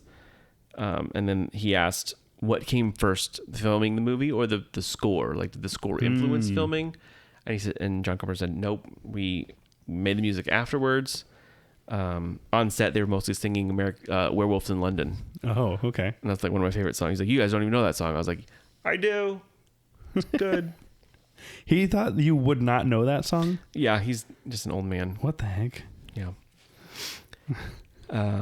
When they shot Michael 6 times and he fell out the window, he said that every time they would reset the scene, he would the camera would pan up and he'd be there, and then pan down, he'd be gone. Yeah. He was like, all right, John Carpenter would be like, all right, now dance off, and he'd stand up and dance away, and then comes like, well, he's out of frame, he's dancing away, and then comes back down and he's gone. Okay. And then someone asked if they wrote in these questions, if that was Nick Castle breathing when we hear Michael Myers. And he said, in the first movie, no, it is not. But for the newest versions of the movies, yes, they had me do all of the breathing. So I feel like that's kind of interesting. Yeah. And then the last little tidbit that I thought was really kind of interesting is they filmed this movie in California, and there's not a lot of leaves. So they had 3 bags of fall leaves that they used, that as soon as they were done with the scene, they'd be like, all right, scrape them back into the bags and take them to the next area. Oh, wow. Dump them all around, film it, move them all around a bit so it looks different. Okay. And then put them back in the bag. We're done. Wow. That is cool. Yeah. And that was it. And then panel was over, and so was MegaCon, and we survived. Yeah. Yeah. Okay. That's MegaCon. That's MegaCon. Do you want me to show you my little haul that I got? Yeah. It's quick. So I mentioned the little Lego minifigures. So I got a couple of them. I'm not really going to go through a lot of them, but I got a Sentinel that's a little bit bigger, and Okay. I got Stan Lee when he's in the space outfit with as an Easter egg in the movie. In which movie? I think Guardians. One of them where they're going back and forth through the portals, and you see Stan Lee just on a moon planet. Oh, yes. So it's him with his little space helmet on. Yeah. They had like a cool Peacemaker with his eagle, and a chrome helmet. Okay. Just a couple little Lego guys that they might not eventually make. Yeah. That's what I really like a lot of horror ones. And I put them in my little Lego haunted house for the horror ones. Yeah. This is the Back to the Future little coin operated vehicle I was talking about from Cremated Plastics. Okay, yeah, that's cool. And he does that one. He did the San Francisco King Kong vehicle. Okay. He did the Scoop vehicle, and Jaws. Jaws was the other one. Oh, cool. These are the little Meldamatics I was talking about from Theme Park Society, where they're little relics from different attractions. Okay. So here is one of the symbols from the Everest ride. Oh, yeah, okay. Here is and they come in little blind like balls, like a mystery thing. Mm-hmm. And he was super nice. If you asked like, oh, I really wanted this one, he would trade it for you, I'm sure. But I got a full set because he was able to help me, and I got some for friend of the show and guest of the show, Alexa. This is also from Everest or what? That's from Poseidon's Fury. Oh, okay. So that's like the temple entrance. Oh, okay. Gotcha. And then this is the Indiana Jones. He also did gold versions. So if you got a gold version, it's kind of a rare one. So I got a gold version of the Indiana Jones Serpent. Yeah. Of the Forbidden Eye. And here's the same one, but the regular one is more of a patina look. Yeah. Okay. That's cool. And then here is the French ministry, like the currency of Harry Potter. Oh, okay. French wizard money. Yeah. Okay. That's pretty cool. And then my favorite one is a poker chip and a matchbook from the Tip Top Club. Oh, cool. At the Hollywood Tower Hotel. Yeah, that's cool. Put this next to the Horror Unleashed poker chip. Yeah. Yeah, a lot of these are like, I like to put these in the tiki bar as little Easter eggs. Yeah. I only got a couple of art prints. Okay. Here's my full picture from Reno 911. Okay, yeah. I got from Theme Park Society as well the plastered owl. Okay, that's cool. Yeah. Yeah, the Oaken Star Tavern. And he was saying, Henry is his name, who does the artwork. He was saying that he didn't think that would sell, and I bought the last one. Oh, wow. So like they sold out of that one, of this niche little bar in Celestial Park. This one's fun because it looks and seems like a poster for a fictional place, like the Tip Top Club, except it's real. Yeah. And it's not from fiction. Mm-hmm. It's just a real bar in a park, in Celestial Park at Epic Universe. And it has fans. Yeah. A lot of stuff that he does, and same with Skipper Haas, where they look like real ads. Yeah. For a place that exists that might not have this ad, but it's a place you know and like from a theme park. Right. He does a lot of those. And he also did these tarot cards of the Kronos, and it says the tower is like the tarot card. Okay. And the sun, and it's the pizza moon. Okay. Or the sun and the moon, I think it was. That one was, I wanted the sticker of it because it's like a tarot card, but he didn't have it ready yet. But he did have a print of it, which was cool, but I didn't buy it. And then last print I got was, it's a Stay Puft ad that you'd see like in the World's Fair. Okay. And it looks like an old World's Fair ad, as if they promoted Stay Puft marshmallows there. Yeah, this feels like the artwork that you would see at a Men in Black Alien Attack. Mm-hmm. That's cool. Stay Puffed Marshmallows, and it has the Marshmallow Man right there. New York World's Fair.